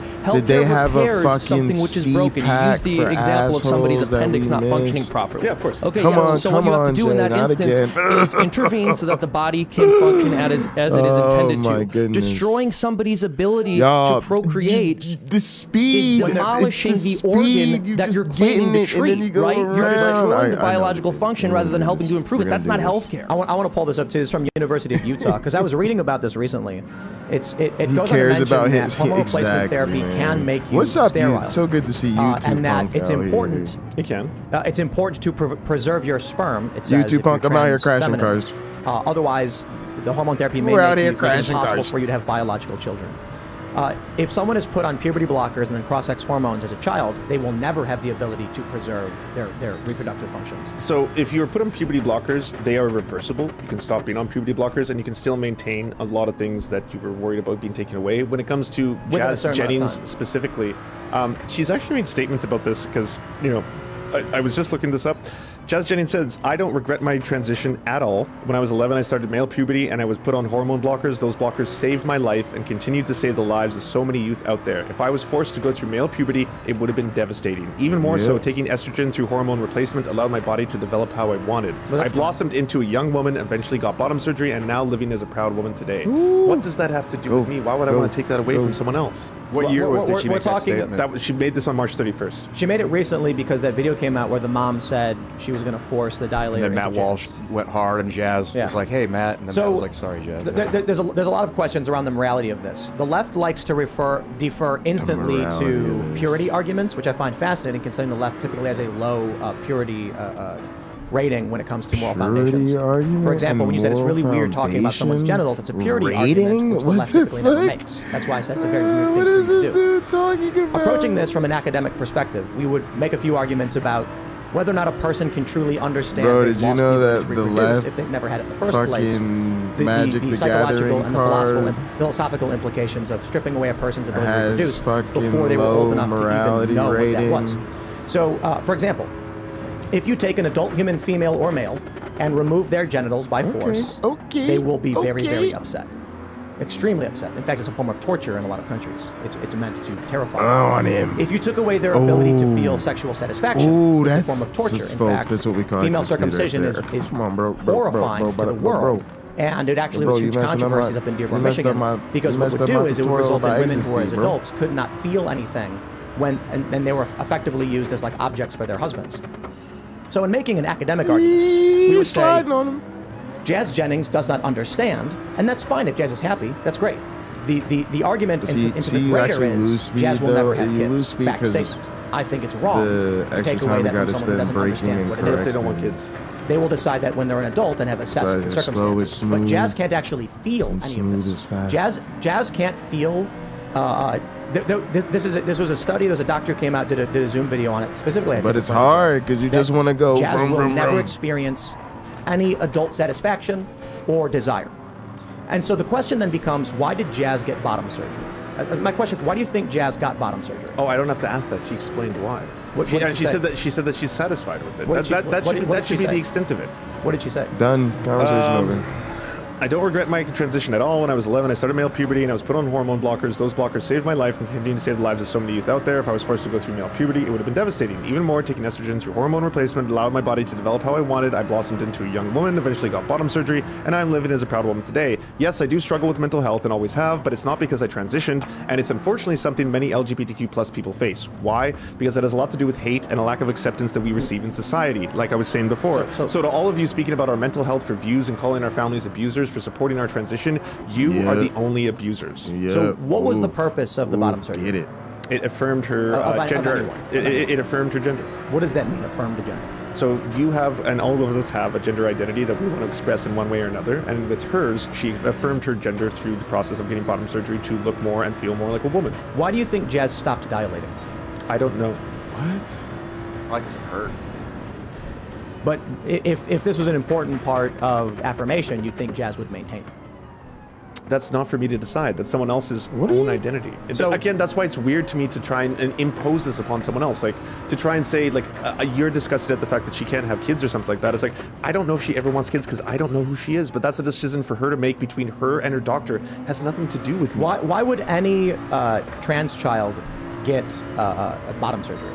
Again, to affirm their gender. So as part of gender affirming care.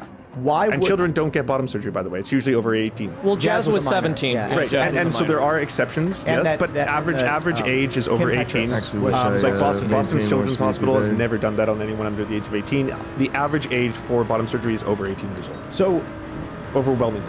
Why would I just don't understand why the it's not you can penile gauge it inversion with vaginoplasty, the I don't know other- what it's called because Jazz didn't have a penis.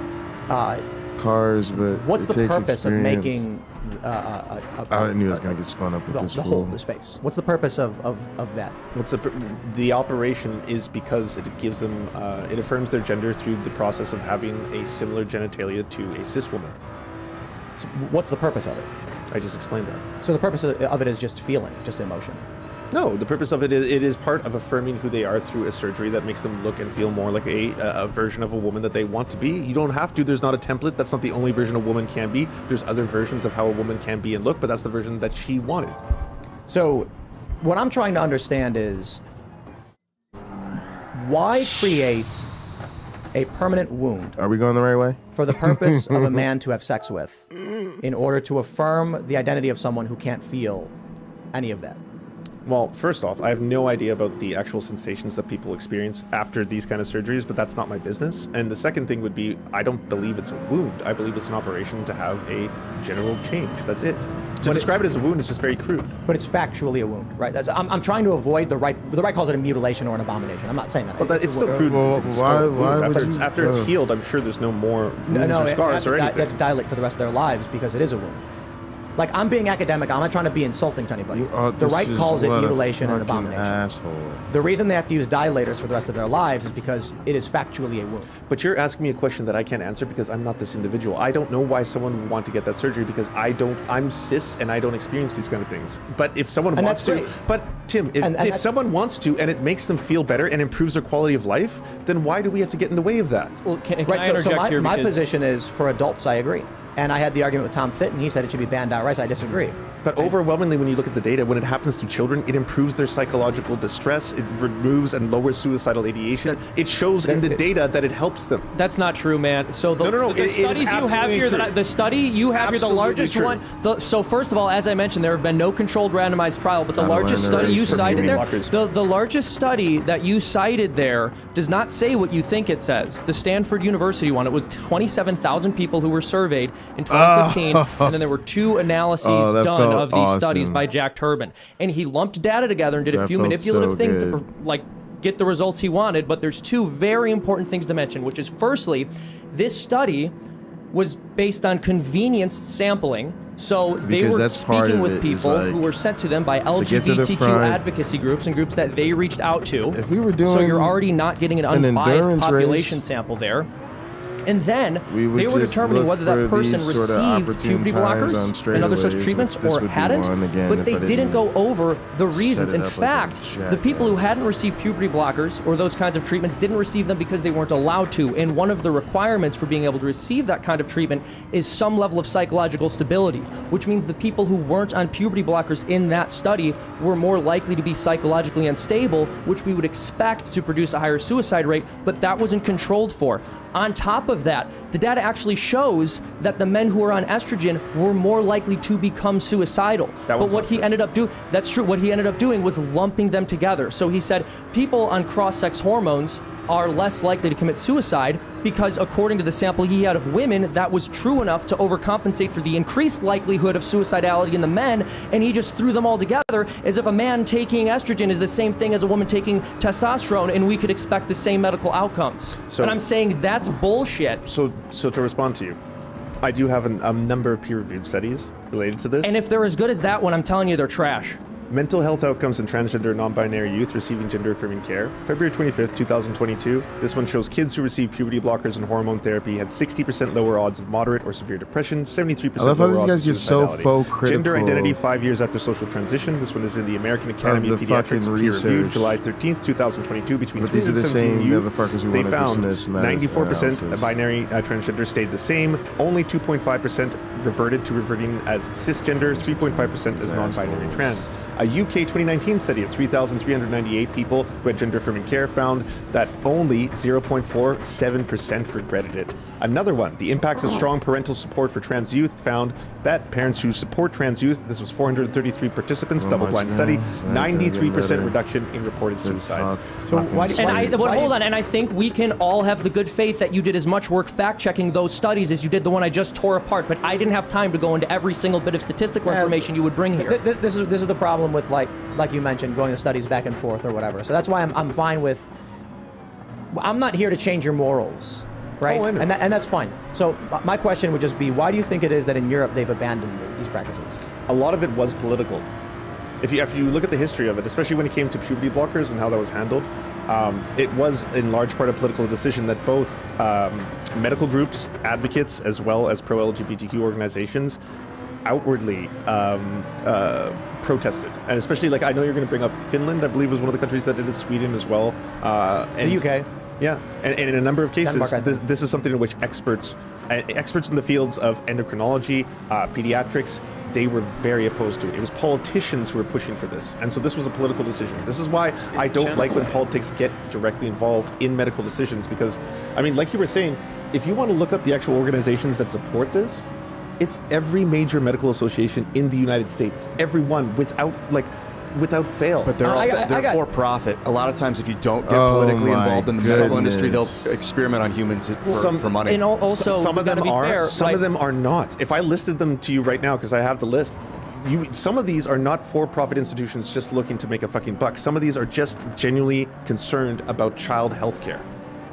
And some of them have various, ideological biases. This isn't always about money all the time. But if you're going to reject what Tim is saying about medical institutions no longer performing these operations in Nordic Europe because you're claiming those institutions have become political, I don't know how you could give any credibility to the American. That's where we started. So do you think the American model of practicing medicine is better than the model in Nordic Europe? Let me answer your question. Okay. It's not the organizations themselves that have done it distinctly. It was politicians and political organizations as well as think tanks that were pushing for it. And it was a lot of experts in the field that directly wanted it not to happen, that were fighting against it. But then why is it the case that the nation that started doing this earlier than any of the others was the Netherlands. They started around 1990 administering puberty blockers and cross-sex hormones for children who purported to be struggling with feelings of dysphoria. And so they have some of the longest term data available on this. And what they found is that transitioning has no effect on suicidality.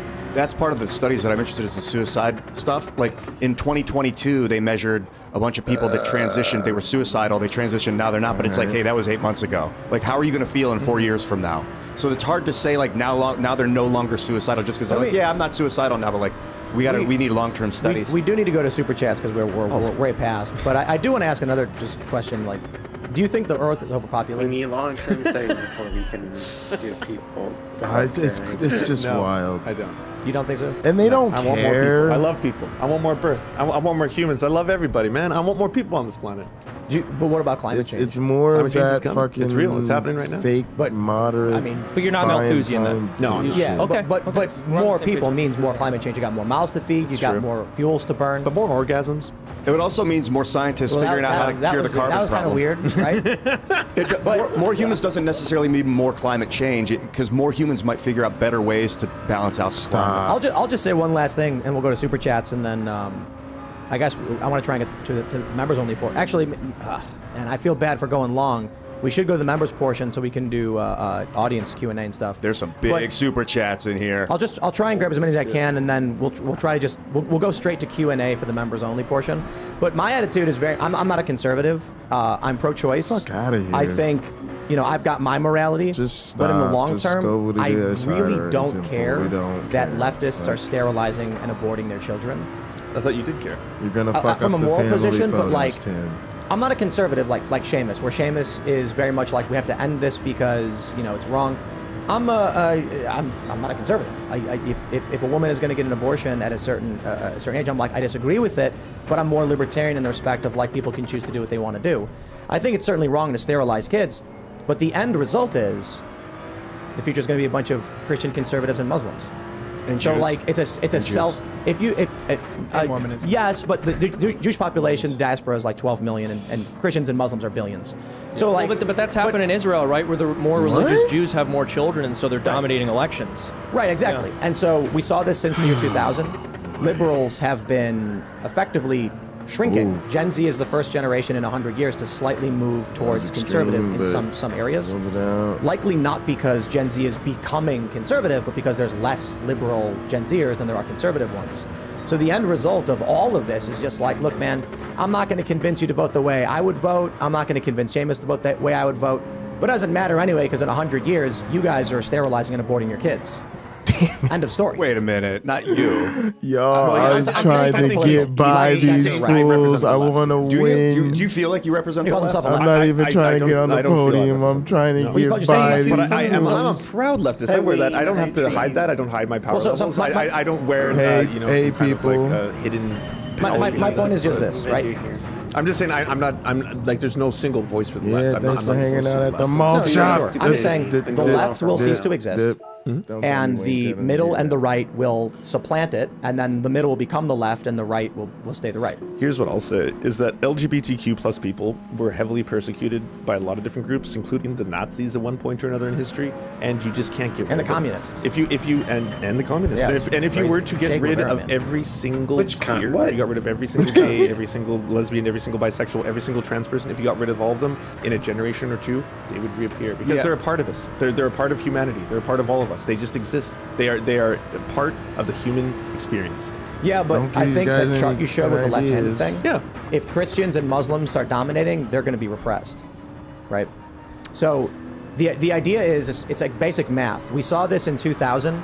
Liberals were having 1.45 kids and conservatives were having 2.01 kids. So conservatives were at replacement levels and liberals weren't. 20 years later, we see slightly more, for the first time ever, conservative Gen Zers in some areas. Gen Z is about, according to Pew, as progressive as millennials. In some areas, a little bit more progressive. In some areas, a little bit more conservative, which is shocking because every generation It doesn't was matter. We skewing need more to just fix progressive. the education system. This is likely due to and the that fact, makes not people like I liberal. said, not that children were like, I'm conservative now, but conservatives had more kids. Conservatives can birth So them. it really doesn't matter what your position is Send if them your to position school. is less kids for the left and more kids for the right. So you think transgender people should have more kids?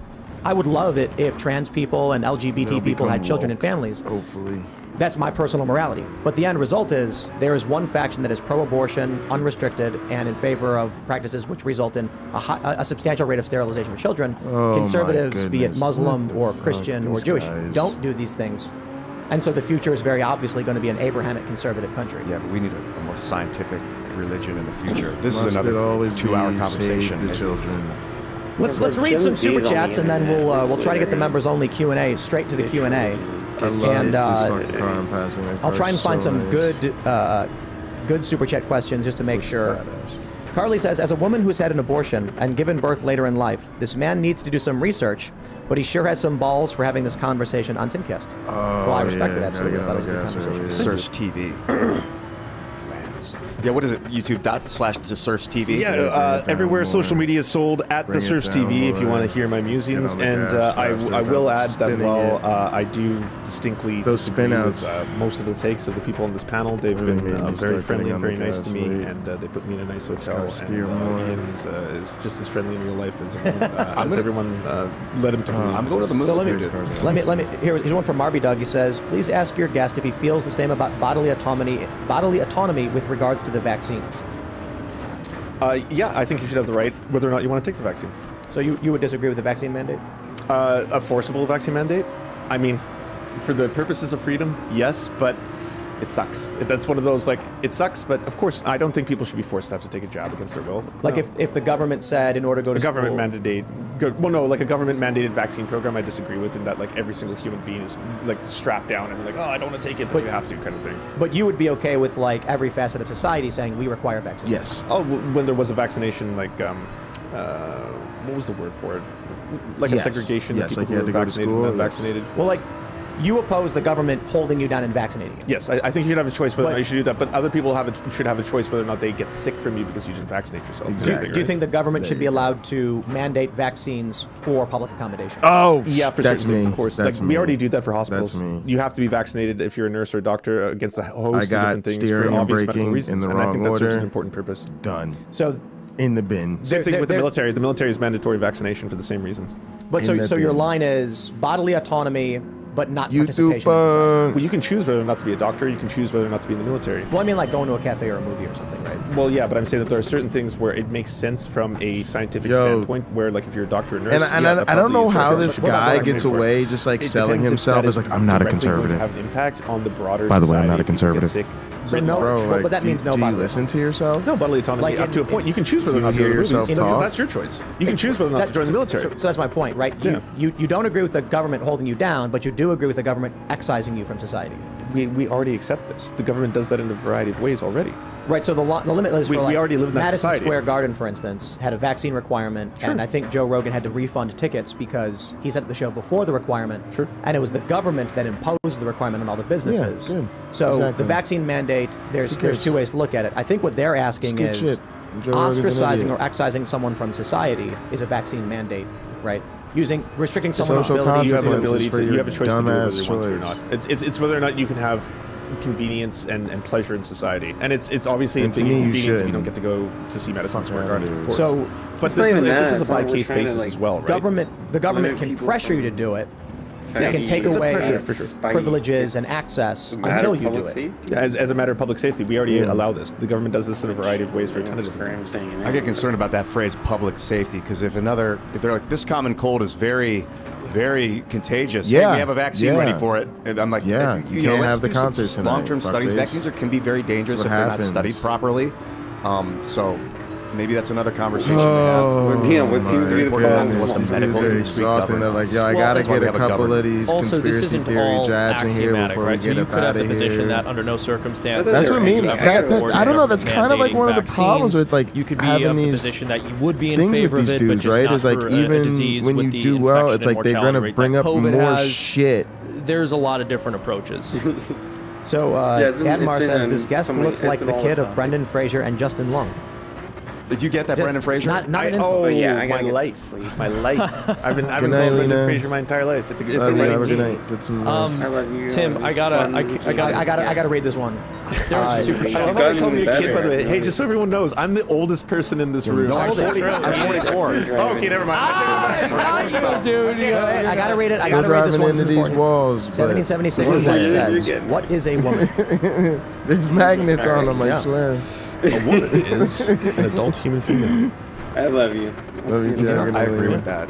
So trans women are not women. Oh, Also, they absolutely. I would answer that. They're What is a adult woman? human females. A woman is hot. Trans women aren't female; they're male.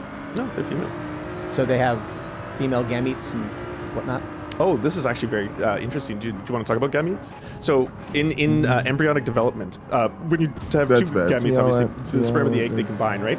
Usually it's the 23rd chromosome, the XX or the That's XY, the- that's that is the going to determine whether or commentator's not someone curse becomes a right male there. or a female. But that's Somebody not always says the something case. There are nice to you. exceptions to this, known as people with You're gonna differences wreck. of sexual development, DSDs, or intersex people. It's like There could be other combinations. 0.017 or something. Here we It's go. on a conservative estimate, 0.6% to 2% of the population. There is more intersex people in America than there are redheads. So there's a lot of intersex people, and That's there if you are go with the 2%. That's if you go.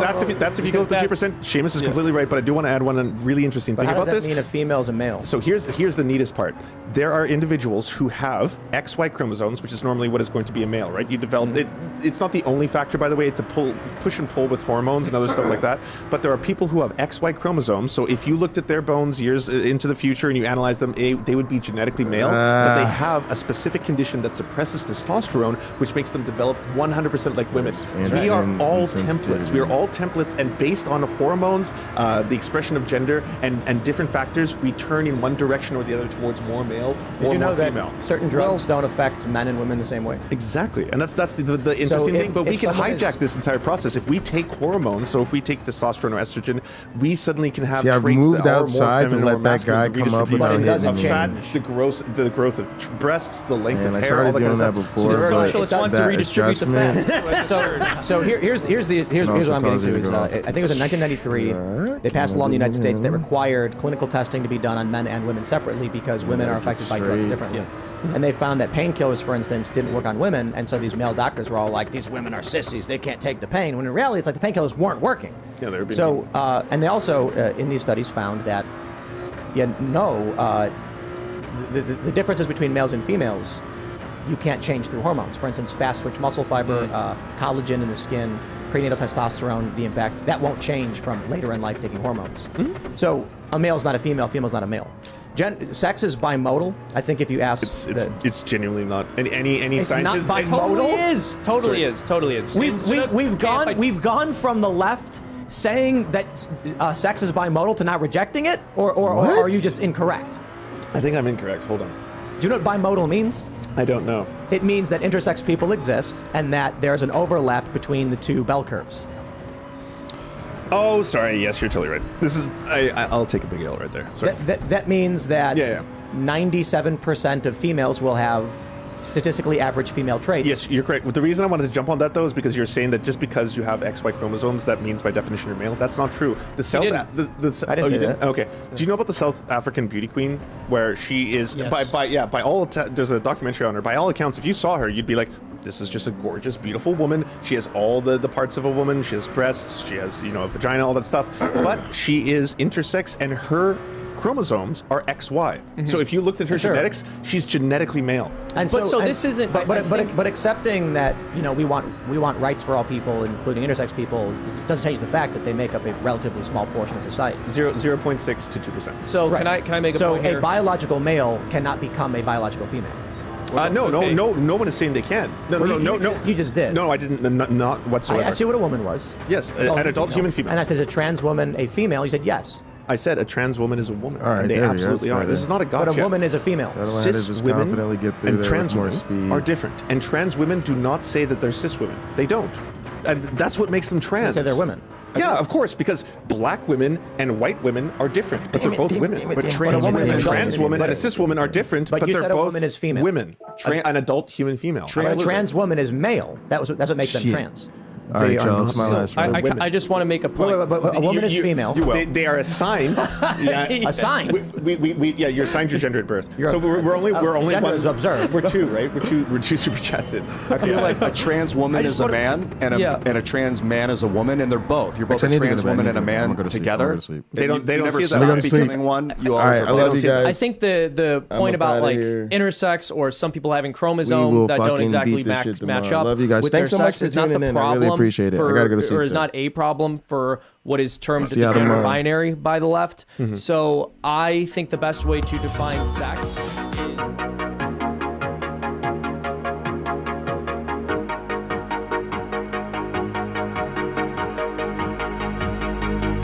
She got that sweet juice, Minute Maid, some of out that lemonade. Take a sip, blowing purple clouds, taste like lemon haze. Conversations back and forth like damn, we could go on for days. Looking back at it like damn, she bad when she walk away. Here we go, been down this road, they already know. When we go on tour, I'll take you anywhere you wanna go. People talk about us like they understand just what this is. I just wanna give you all you want and then the double it. They all say I'm way too young, maybe I'm just ignorant. I won't find nobody like you on some real shit. Spend a couple hours on the phone. Hey, I don't wanna let you go. I'll be all about you, babe. I'll be all about you, babe. Saying so unless you don't know, they won't find what we got and that gon' drive me crazy. No need to rush, I'ma still be here tomorrow. Had to take my chances, baby, I just struck the lotto. And I'll be so gone, don't know where I go wrong. Don't remember last night, I blame it on the bottle. And I'm just living life, I would rather not question it. All the time invested, you could see that we was next to win.